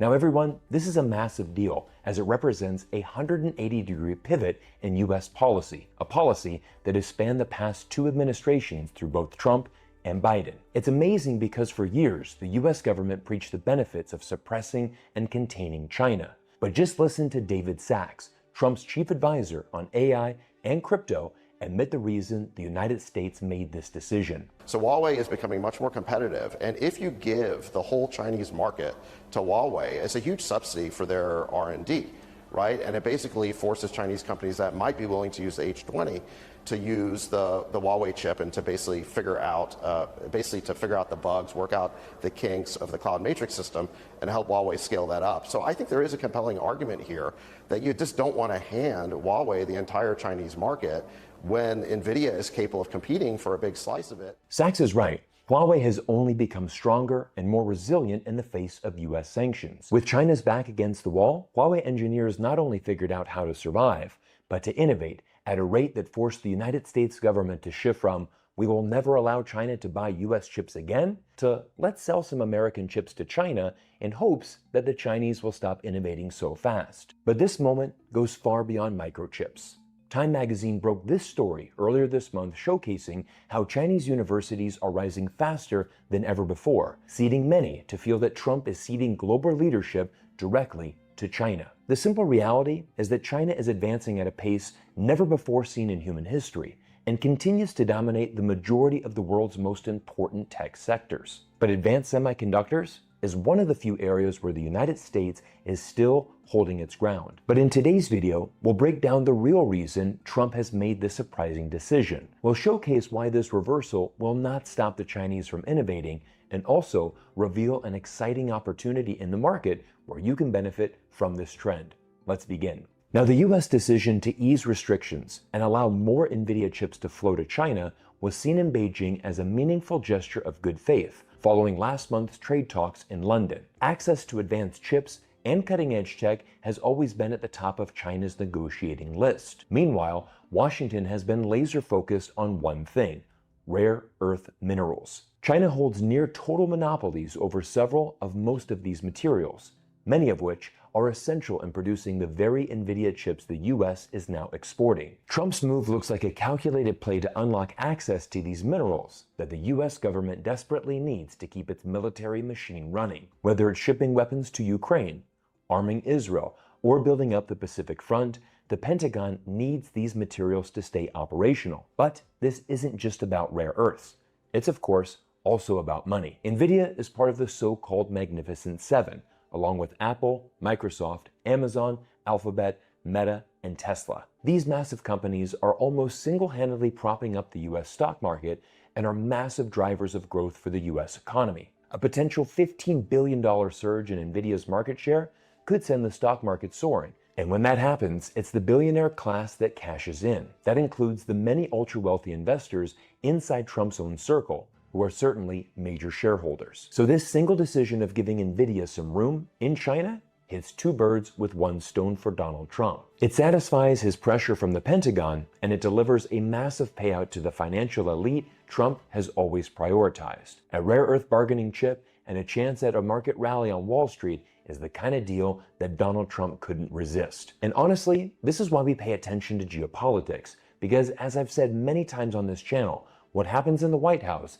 can shift markets and create opportunities. But now let's get back to our story and explain how both China and NVIDIA won big with Trump's newest policy. Back in January, when Trump blocked microchip sales to China, NVIDIA's CEO Jensen Huang got straight on a flight to Beijing. And despite the rhetoric coming from the White House, Jensen recognizes the reality of what China is like and does not fearmonger or buy into the idea of the China threat. Rather, he focuses on the win-win cooperation that China promotes, while still firmly advancing U.S. interests as a U.S. citizen. I can't stress enough how big a win this is for both NVIDIA and China. Jensen Huang has gone on to say he does not care whose AI model wins. In a perfect world, the US and China would both be advancing the AI industry. They just would both be using NVIDIA chips to do it. Huang has repeatedly praised China's rapid advancements in AI and has correctly pointed out that the country has by far the largest talent pool of AI researchers, being home to 50% of the world's total. In China, AI is being applied to everything from industrial applications, internet shopping, self-driving cars, medicine, and even farming. As a result, many Chinese companies have started to place orders for the chips, including Chinese tech giants ByteDance and Tencent. As Huang noted during his visits, AI has become a fundamental resource like water, energy, and the internet. This fact is especially apparent in China, where AI is already being used in cutting-edge ways that have yet to be realized in the West. The CEO's outlook towards trade and cooperation between the two countries represents an ideal model going forward, and has led him to be labeled as the best American ambassador for the US-China relationship. Just look at how Jensen reacts to Chinese technology and EVs. The technology inside is the best in the world, and I would love to.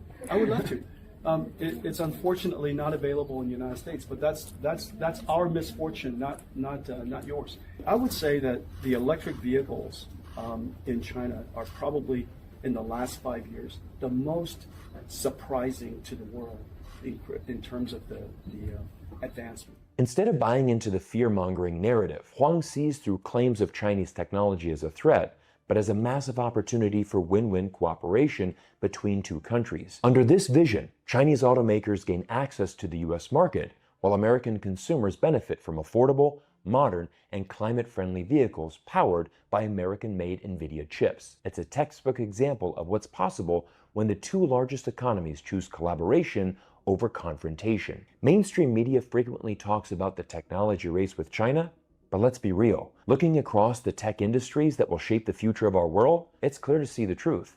There is objectively no competition coming from the United States. Let's look at electric vehicles, which are without a doubt the future of transportation. Chinese EVs are innovating every year and providing the best quality products on the market while maintaining affordable prices for every level of consumer. Xiaomi's new SUV sold an astonishing 200,000 pre-orders in just 3 minutes and totaled a whopping 289,000 sales within just 1 hour of going live. That's not just because it's an amazing product, but because the car comes at an incredible price point of just $35,000 US. Xiaomi is just one of several Chinese companies putting out these incredible numbers. And what's America's answer?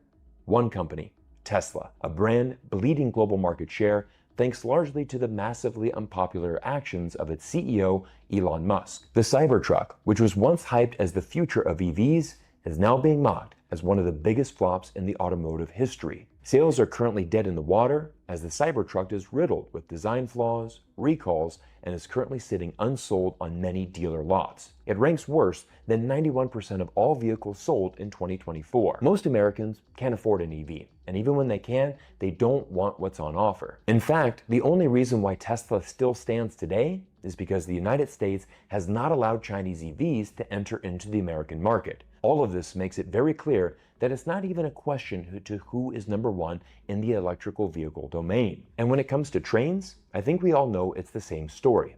A tweet recently went viral of a frustrated American proclaiming, "How are you, as a red-blooded American, allowing China to lap us in the transportation technology race?" But by what metric can you even call this a race? Since 2008, China has built a whopping 48,000 kilometers of high-speed rail and is expected to surpass 50,000 kilometers by the end of 2025. Meanwhile, the US currently has a resounding 0 miles of high-speed rail in the entire country.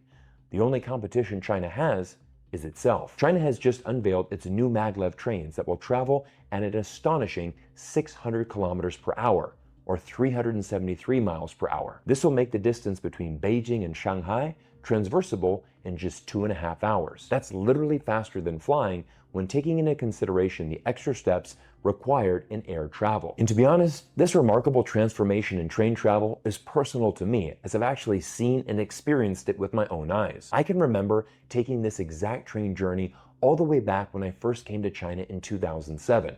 On my first trip to Beijing from Shanghai, I remember sitting on a hard wooden seat during an overnight train ride for 13 straight hours.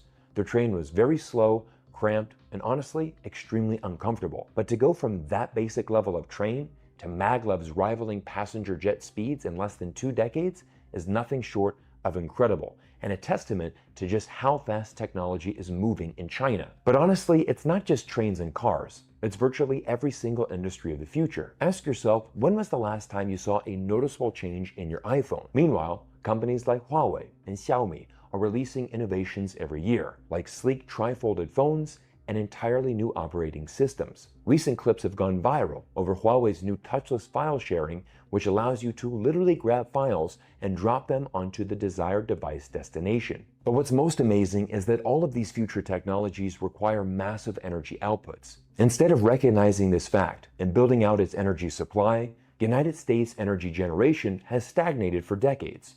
At the same time, China has been well prepared, producing exponential energy growth on par with the pace of technological innovation. While the United States is doubling down on drilling for fossils, which is a toxic industry with its days numbered, China is going in the exact opposite direction. Followers of this channel will know that there is a constant stream of hopeful stories about China's breakthroughs in renewable energy. In just the past year, we've covered stories on fusion reactors, thorium reactors, and massive infrastructure projects in hydro, solar, and wind. And honestly, all of these projects will change the future of how our world depends on energy. But once again, it begs the question, where is the competition? When was the last time you heard about a new dominant EV model coming from the United States? a new high-speed train, a cutting-edge renewable energy technology. It's not just happening. And now with the green light to sell NVIDIA chips to China, there is an effective admission that even America's strongest remaining edge in microchip technology also has its days numbered. Now that NVIDIA's high-end chips are once again allowed into the Chinese market, could this actually backfire and hurt companies like Huawei? To be honest, the answer is no, because everything we've seen from Chinese planning suggests otherwise. China will not stop innovating because of NVIDIA. In fact, I'm fully confident in predicting that China will develop domestic chips that match or even surpass those currently produced by the US and Taiwan in the future. It's only a matter of time. Chinese leaders are not naive, and the last 8 years have shown them that American policy is volatile and subject to sudden reversals. Chinese leaders understand that strategic independence remains essential, and that's why developing advanced domestic chip-making capabilities continues to be a national priority for China, and why the Chinese simply won't let their foot off the gas. Like it or not, China is not going anywhere. It's not a threat to be contained, it's a global force that has already arrived, and it's reshaping the world as we speak. The sooner people in Washington and Wall Street accept that, the sooner we can start building a future that actually works for everyone. What we're witnessing right now with NVIDIA is proof that cooperation works, not hostility leads to real wins for businesses and for ordinary people. This deal is a win for NVIDIA. It's a win for China, and it's a win for the United States. But most importantly, it's a win for the idea that the world's two largest economies don't have to be locked in a zero-sum game. Because as I often say on this channel, when the United States and China work together, the entire world wins, not just in profits and production, but in the progress of civilization itself. It's time to be honest. The idea of decoupling was always a fantasy. The global economy doesn't work like that, and it never did. Supply chains, talent, and innovation are all deeply intertwined. And if you're serious about being part of the future, you simply can't ignore China. And that is the main reason why Donald Trump had to reverse his decision and is now allowing America's most important tech company access to the most valuable market in the world. Everyone, if you're serious about being part of the future, you can't afford to ignore China. You have to be in the room. You have to see it for yourself. And that's exactly why I'm back here in China this summer to bring you stories from the ground that nobody else is telling. As always, I want to thank you for your continued support, and a huge thank you to Hyperbit Technologies for sponsoring today's important episode. If you are bullish on the crypto industry like I am and want to get exposure to the industry from a single company, I think that Hyperbit Technologies is a great play, but I want you to take some time, read their investor presentation, which I've linked down below in the description. Thank you for your incredible support, and I look forward to seeing you all in our next video soon.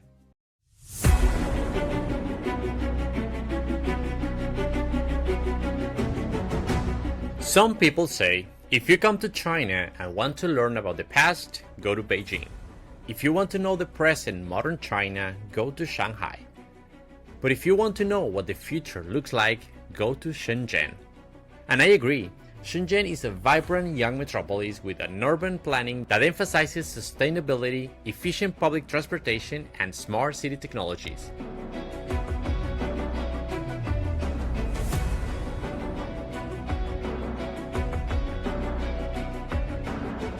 Shenzhen is also well known for having some of the best and most modern schools in the whole country. Many schools in Shenzhen are equipped with smart classroom technologies, with digital whiteboards, tablets, and online learning platforms. The integration of technology into the curriculum is common, with coding, robotics, and artificial intelligence being part of the learning experience in some schools.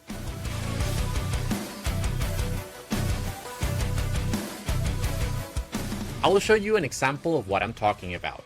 This is a regular high school in Shenzhen. You will find a lot of open and green spaces. This is the science library.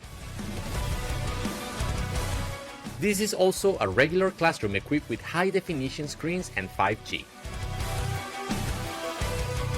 A modern and well-equipped biology laboratory. This is a robotics lab.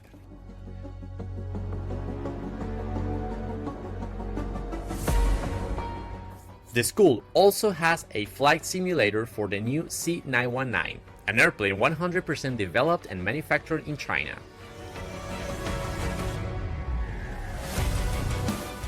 Students also come with an artificial intelligence laboratory.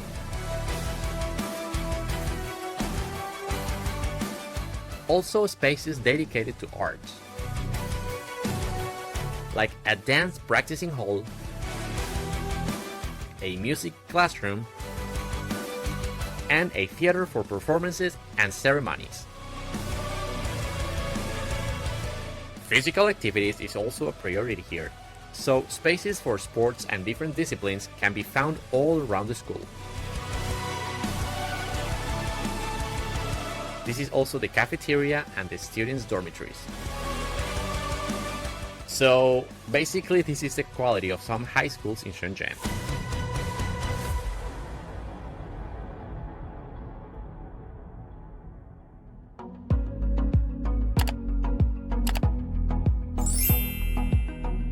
Today I am visiting Liderson in Fujian province, a technology company that specializes in the manufacturing of Internet of Things products.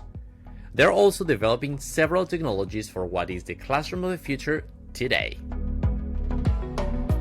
Now, one of the projects or the products that this brand Liderson is working on is kind of like the classroom of the future. I like to call it like that because we can see a lot of technology embedded in these kind of spaces to ensure a better learning process for kids. Here in China, the efforts that the authorities are putting on education are huge.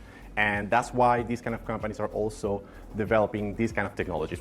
Well, to have a better understanding of Chinese education, the country implemented 9 years of compulsory education in the 1980s.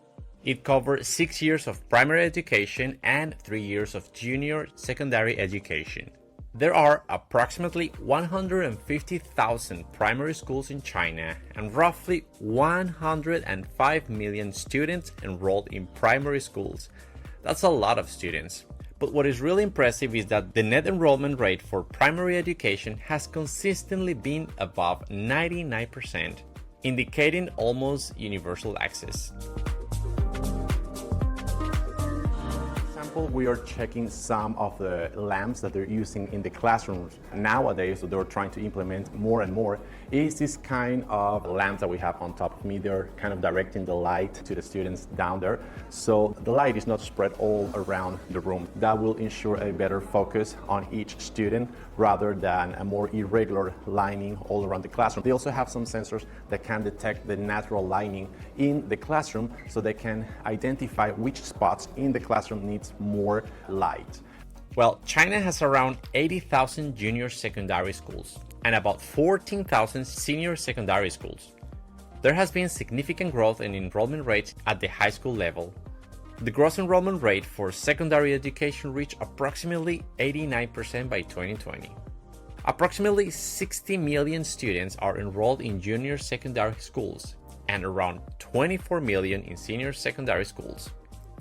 The government has also promoted vocational education to provide alternative pathways for students, ensuring also that those who do not want to pursue academic routes can still have access to quality education and training, which is very positive. We can see also some screens in the back nowadays in most of the classrooms in China, and I'm surprised about that. They're using just this kind of screens rather than just the traditional blackboards. These kind of screens also have anti-reflective technologies to make it better for the students to understand and see the content that the teacher is sharing with the students. Now, let's talk a little bit about the Gaokao, which is the most important exam for Chinese high school students, determining the eligibility for higher education institutions. This exam is actually highly competitive and is very stressful for students. They actually spend years preparing just for this. This exam includes subjects such as Chinese, mathematics, English, and either science or humanities comprehensive tests, depending basically on the student's chosen track. We can see also there are several cameras all around, and it's because during the pandemic the learning process didn't stop. Instead of that, it moved to distant learning, which means kids can connect to the class and they can still kind of assist to the lesson that day. Actually, if some kids for some reason cannot go to class that day, the class might be recorded and they can also have access later on to the information that they learned in the space. It is also quite interesting to learn how committed the government is with the education. The Chinese government has committed to spending at least 4% of its GDP on education. This is a target that has been met in recent years. As I said, this commitment underscores the importance placed on education as a foundation for national development. Actually, in recent years, China's education budget has seen steady increases. For instance, in 2020, the total expenditure on education was approximately 5.3 trillion yuan. That's about 830 billion US dollars. This represents a substantial investment in the sector.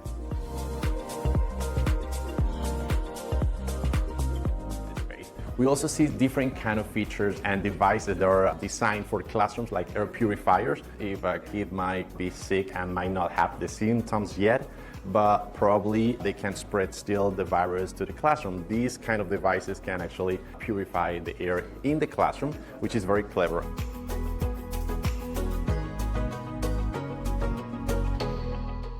Now, significant funds are allocated for the construction and renovation of school buildings, particularly in rural areas.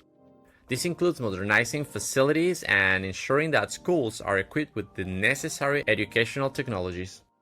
Investments are also made in improving teachers' salaries and providing ongoing professional development and training to enhance the quality of teaching. I was also checking the tables and chairs that are specially designed for the position of the kids when they're studying or they're learning, and they also have a different feature for resting. Like this chair we have here, it's adjustable. So here in China, for example, nap is something really important. Actually, kids enjoy the nap time during their class schedule. This can be adapted.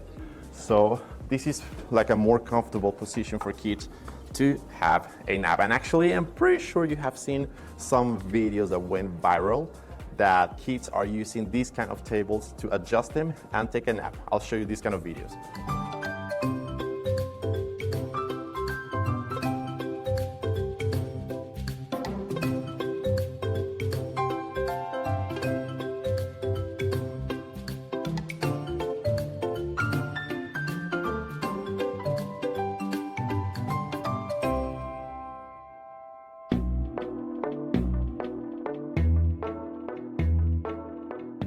The investments in digital learning platforms or resources is also huge, and this was seen during the COVID-19 pandemic time, when online education became essential.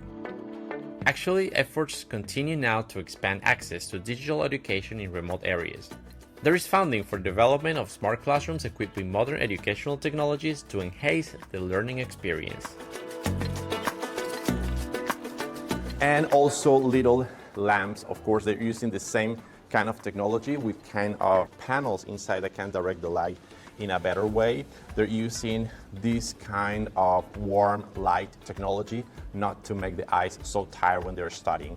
So as you can tell, they're using different kind of technologies in these kind of spaces to improve the educational process for young people and kids in China. And actually, there are several middle and high schools in China already using all these kind of devices and tech within the classrooms.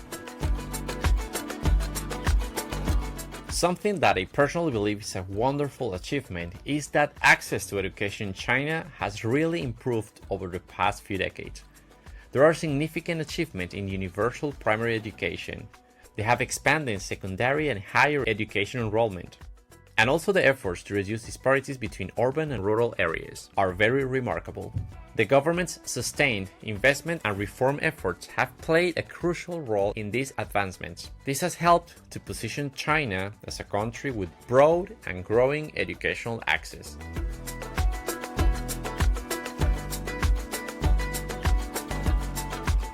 In China, higher education has expanded rapidly. The number of universities and colleges are increasing significantly. Actually, by 2020, China had over 2,700 higher education institutions. Now, this number is really impressive because the gross enrollment rate in higher education increased from about 3.4% in 1990 to over 54% in 2020.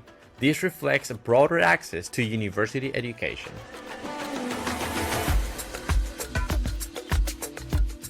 Folks, I'm going to be wandering around nice and beautiful places here in China and documenting about it. I will also be Instagramming my day-to-day and my trips in this awesome country. Feel free to follow me and leave your comments and impression over there about life in China. I will leave the link to my account in the description down below.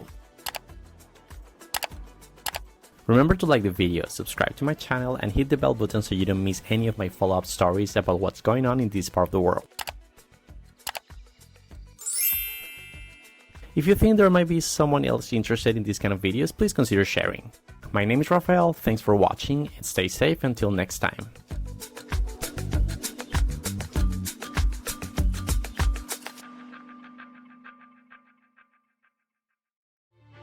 China on the rise in the Arab world. After the 10th meeting of the China-Arab States Cooperation Forum, is Beijing supplanting the US and Europe in influence?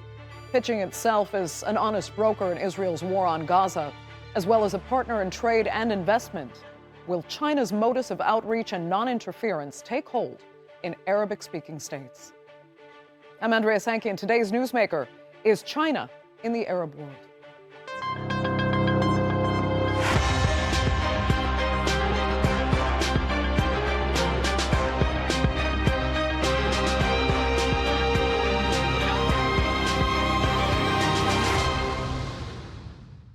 Now, the world has been observing the rise of China as a global power for decades now, often with both admiration and apprehension. Last month, Beijing convened another China-Arab summit that highlighted its working partnership with Arab states, some of which the West has long fallen out with. China sees those relationships as proof that its non-interference policy is a win-win for nations looking for investment and trade, but not in determining their own domestic and foreign policy. Here's a look now at how China is approaching the Arab world.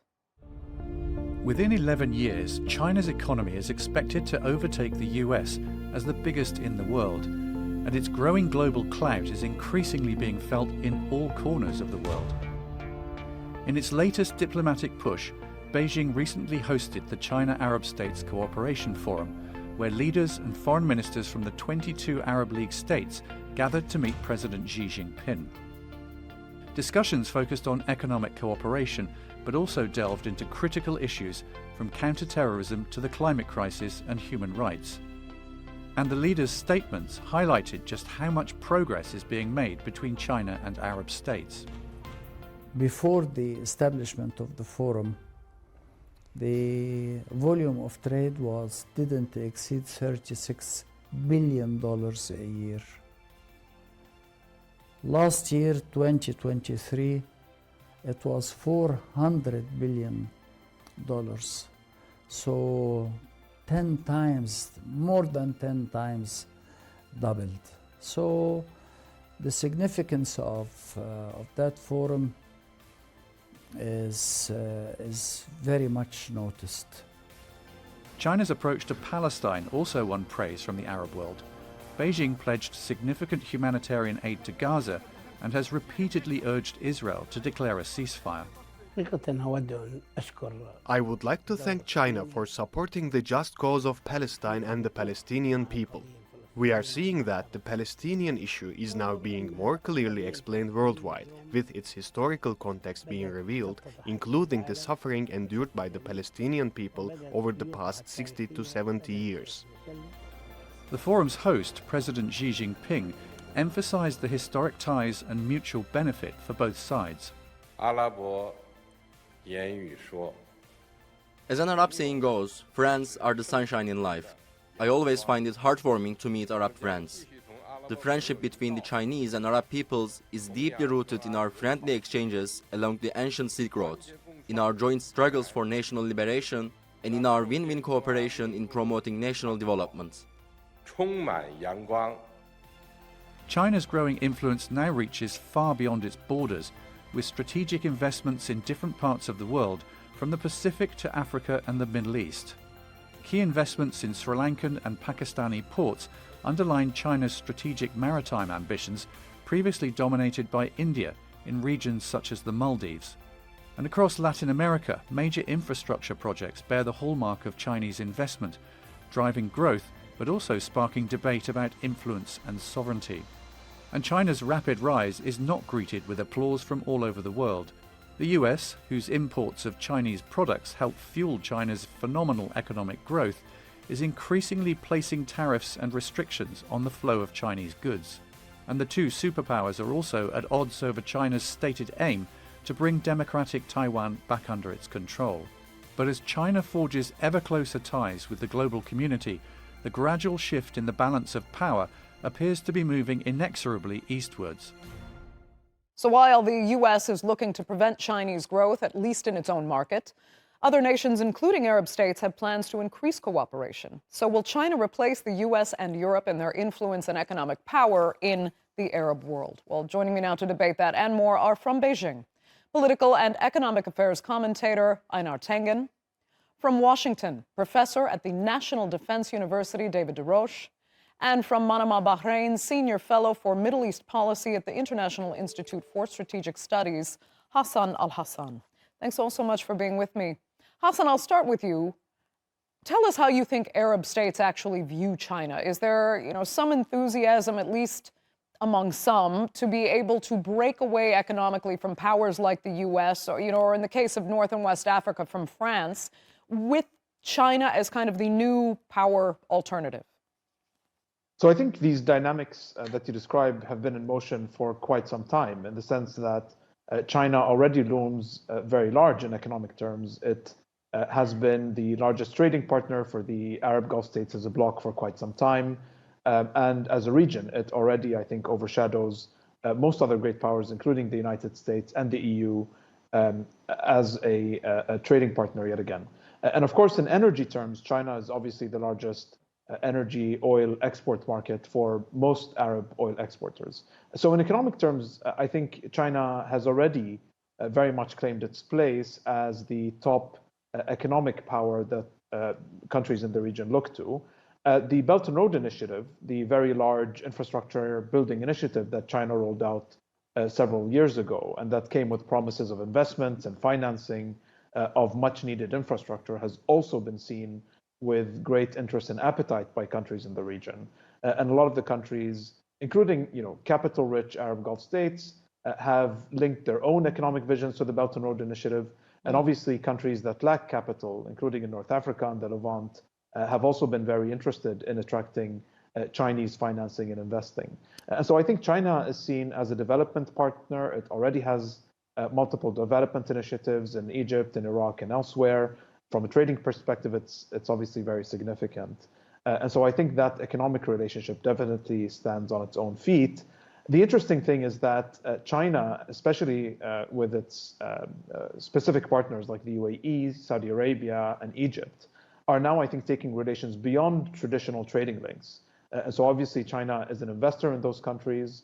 Amid China's economic downturn, Chinese investors are looking to move manufacturing operations in places like Egypt, where they are geographically closer to Europe, where they can essentially get labor for cheaper. They're looking at widening and opening up new consumer markets in the Gulf.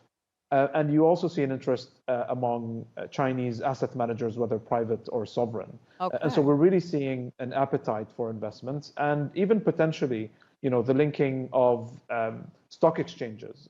There is experimentation with central bank digital currencies between the UAE and China, looking at alternative ways to settle trade transactions. Right. And on that, Einar, as you will know, there has been a lot of buzz around, China and its partners in trade and finance to kind of break away from this dollar hegemony that they see. And that came up a lot when we witnessed the meeting, especially on business channels, witnessed the meeting at the end of May with China and its Arab partners. Where do you see that going? Well, Andrea, here's the problem. It's not that anybody wanted to break away from the dollar. It's just that when the U.S. weaponized it against Iran, Venezuela, Russia, of course, and this latest move where they're going to actually seize assets held in, U.S. banks or under U.S. control or through entities that they are able to control. This has made a lot of sovereign countries extremely nervous. And you can see that. This is not about China and the U.S. This is about the entire world. The lowest amount of central bank holdings of treasuries since 2011. I mean, people are very concerned. As soon as that interest rate drops in terms of the Fed, whenever that happens, you're going to see a large outflow if there are better rates somewhere else. These kind of hot money flows. And the problem is the U.S. deficit continues to grow. It's expected to grow between 1.6 and 1.8 trillion dollars on top of the $34 trillion. That represents most of the interest. I mean, all of the interest plus that is due on these particular bonds. I mean, if it was any other country but the U.S., they'd say it was a Ponzi scheme. So this idea that countries are moving away politically from the U.S. is nonsense. It has to do with the practicalities. They're concerned that they're going to be holding a lot of dollars that aren't going to be worth much if there's a run on dollars and a de-dollarization. Okay. David, did I see you flinch there for a second, or do you agree that? Go ahead.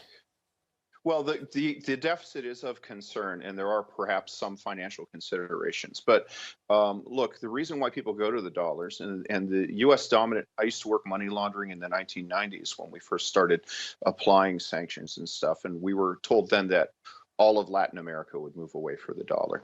But what we've seen is that there are basically trade away from the dollar is essentially barter trade.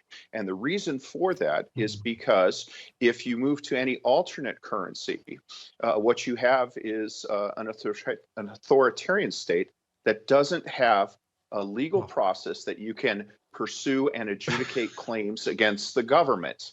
Yeah, try suing the government where you live, Einar, and see how many laughs you get out of that. So what you'll find is that Chinese companies, Russian companies, people investing their own money will not entrust their investment to courts in China, in Russia, in Venezuela, in Cuba, in Iran. What you'll find is that ultimately what guarantees the dollar and to a lesser extent the European currencies is the fact that you have arbitration, which is still viewed as neutral. And so when people invest their own money, not talking about state-directed firms, they make that choice. Now, inflation is a concern, the deficit is a concern, and there will be some issues on the margins. But if you look at the trend, in spite of almost 2 decades of concerned complaining about weaponization of the dollar and the other arguments that we heard from Einar, what you'll find is that the trade has only marginally moved into other currencies. So it really is a political consideration. Not true. That is not true. I mean, what period of time are you looking at? What do you mean marginal? Are you saying 20% is marginal? Come on. What I'm saying, talk points from the State Department are wonderful, but I don't think that necessarily repeating them is going to earn you any credibility. I don't think I've spoken to anybody. Oh, come on. I have not spoken to anybody at the State Department. Look, I leave it to the readers. Well, take a look at how much of the world trade is in dollars now. Take a look at how much of the world trade was in dollars 20 years ago and evaluate it for yourself. Exactly. Take a look. I got to tell you. You've seen a massive decrease in that. So I don't think it's marginal. Shall we? Okay. It's interesting. I'll leave it to the readers. Yeah. I'll lead it to the readers. Okay, but they're watching, so it's more important that they watch. But overall, okay, I think we should have another entire program on the question of where the dollar is going. What's the end game? If there ever really is a realistic outcome for the replacement of the dollar eventually. But for right now, let's keep our focus more on the Arab world. Wait, David, before I leave you, I wanted to ask, because having said everything that you've heard, that you've said, and that we've heard from our other panelists, you've said the bottom line, though, is that China still does not want to end up being the global superpower. A global power, yes, but China is very comfortable not having to take that proverbial lead. Let's put it that way. Why so? Well, because they're smart. I mean, look, the United States, as Hassan noted, the United States is not the major trading partner in the Gulf and doesn't benefit from the Gulf energy trade. In particular, China does. But most of the security burden of the Gulf, most of the military presence that makes that trade go is American. So China basically gets a benefit that they don't pay for. I think China's vision is what they want is to have a sphere of influence in East Asia, where they are the dominant power, where another state cannot, like Korea, for example, cannot develop an independent defense or foreign policy, cannot sail a ship through the Taiwan Strait without China say so, but they don't want to be a global hegemon in the political or military sense because they figure that they can achieve their goals economically, which is pretty smart. And there is an isolationist strain in America which says, we should probably move along those lines as well. Interesting. Hassan, let me come back to you because I'd like to explore this, and there has been plenty of commentary on China's role in the Middle East, especially as a moderator in the war on Gaza. We know China hosted unity talks, they were called, between Hamas and Fatah. Not a lot came out of it, but still, did it serve to show in the Arab world that China can be this kind of honest, uninvested broker that nations can rely on in times of conflict? So I think we have to remember that China's interest in the Palestinian issue predates the war that has erupted in October 7. China, around more than a decade ago, had appointed a special envoy to the Middle East who was mandated to a very large extent with looking at the Israeli-Palestinian conflict. And China has come up in previous conflicts between Hamas and Israel with various proposals and plans to essentially resolve this long-standing dispute, albeit without much traction or success. Interestingly, in the current context, in the context of the current conflict, China has played an interesting role. I think it's been wanting to increase and expand its role as mediator, as peacemaker, following a successful pushing or accompanying of the Saudi-Iran normalization agreement, pushing it beyond the finish line after years of Iraqi and Omani mediation. But nevertheless, I think that was a success that China could claim for itself. And I think that created a bit of momentum. And we saw China actually play quite an interesting role at the ICJ, at the International Court of Justice, where they even defended the Palestinians' right to armed resistance against Israel, which is a position that you don't see many other non-Arab great powers essentially put forward. And so I think China sees a role to point to U.S. Double standards comparing Ukraine and Gaza. They see a very clear opportunity to play the role of peacemaker to gain wider sympathy in the Arab world and in the global South at really minimal cost for Beijing, right? Because Beijing, can do this diplomatically through the UN.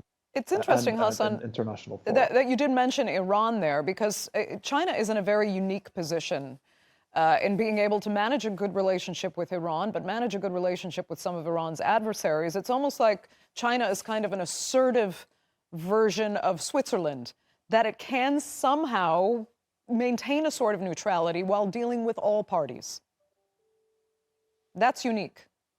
That's true, but it's not unique to China in the sense that India also has the exact same set of relationships in the region, and the opposite is or the obverse is also true, meaning that the Arab states also have good relations with the U.S., with Russia, with China, with Pakistan, and with India. And so I think it's an ethos of decoupling where states will conduct relations bilaterally without necessarily conforming to any overarching logic of blocs. Now, China has good relations with almost everyone in the region.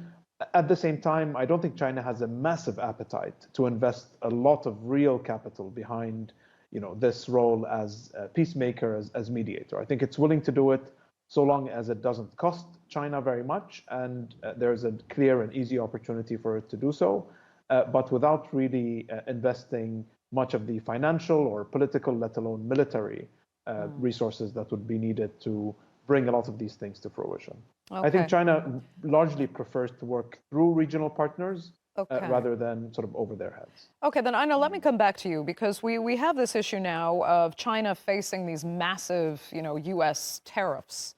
And many see that as a way for the U.S. to try to seek to hurt China's economy, therefore minimizing its power, at least on the margins. By costing China a lot of business in one of its biggest markets. So how much do you think China is set to suffer, for the U.S. imposing those tariffs? And can relationships, increased relationships with Arab states and the developing world compensate for some of that loss? Well, absolutely, Andrea. I mean, what you've seen is double-digit gains in terms of the trade with the rest of the world, not Europe and America, where it continues to decline. The issue is, let's look at the world. If you take Europe and America in terms of land mass, population, manufacturing, resources, they're way in the minority. But if you take the rest of the world, they control all the rest. China alone this year is 9 times. It's the equivalent in terms of manufacturing of the next 9 countries combined.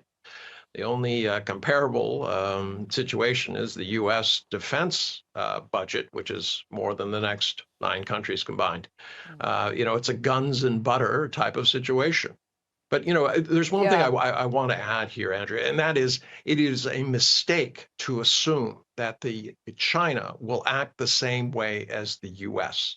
China is a civilization. It tends to be very inward focused. It's concerned about managing things within its borders or what it perceives to be its borders. U.S., we have been at peace for all of 15 years in our 248 years of existence. We are an empire. We're always concerned about what we control in other places and how to get resources cheap and who we're conquering and all the treaties that we break. So it's 2 different scenarios. Do not assume that they're the same.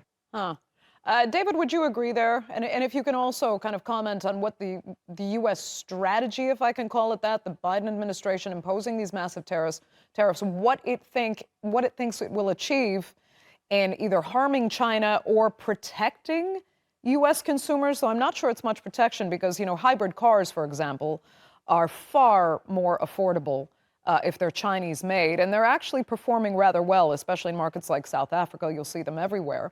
Consumers are generally very pleased with their performance. Americans won't have that opportunity. They either pay for very expensive hybrids and electric vehicles, and they're going to lose out. Yeah, well, it's first off, I agree with pretty much everything Hassan said. I agree with much of what Einar said.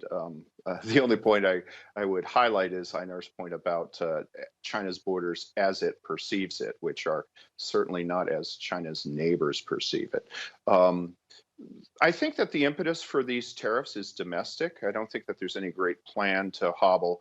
The American market alone is not big enough to decimate China's industries. I think that the concern is rather old school. Is this competitive trade or is this dumping and state subsidized trade intended to undermine the ability to do industries there?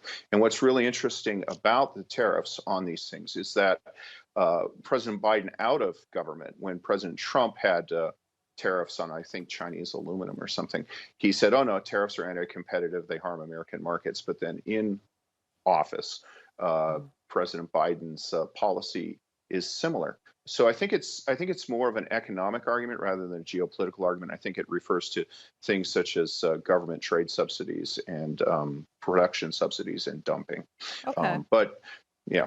Let me ask Hassan then, if Arab states potentially feel they have a bit of a consumer advantage then, because they are allowed to import some pretty decent technology at a massive discount for what their American counterparts would now have to pay because they have this better trade relationship with China. And they're not looking at, well, maybe eventually they will produce their own domestic market in automobiles, but right now they get to purchase very cost-effective, environmentally friendly cars. Yeah, I mean, quite broadly, the US-China great power rivalry playing out in trade and technology presents various threats and opportunities to the Arab countries. I mean, when you look at the downside, so the Arab countries, for example, have been caught in the crossfire of US tariffs on steel and aluminum, which are meant to take aim at China's steel and aluminum exports. But lo and behold, it ends up adversely impacting the exports of countries like the UAE or Bahrain to the United States almost inadvertently. And so in a sense, tariffs that are taking aim at China can also obviously have adverse impacts on exports from the region. On the other hand, Chinese manufacturers seeking to circumvent US tariffs or Western tariffs even more broadly might and are beginning to look at Arab countries as potential locations where they could shift parts of their manufacturing, including Egypt, for example, not only to be geographically closer, but also to avail themselves of free trade agreements that exist between certain Arab countries and the United States. There are obviously, as you said, consumer benefits here in the Gulf. You're likely to see shifting trading patterns because of these high tariffs placed by the United States. The GCC, the Gulf Cooperation Council, and China are negotiating a free trade agreement.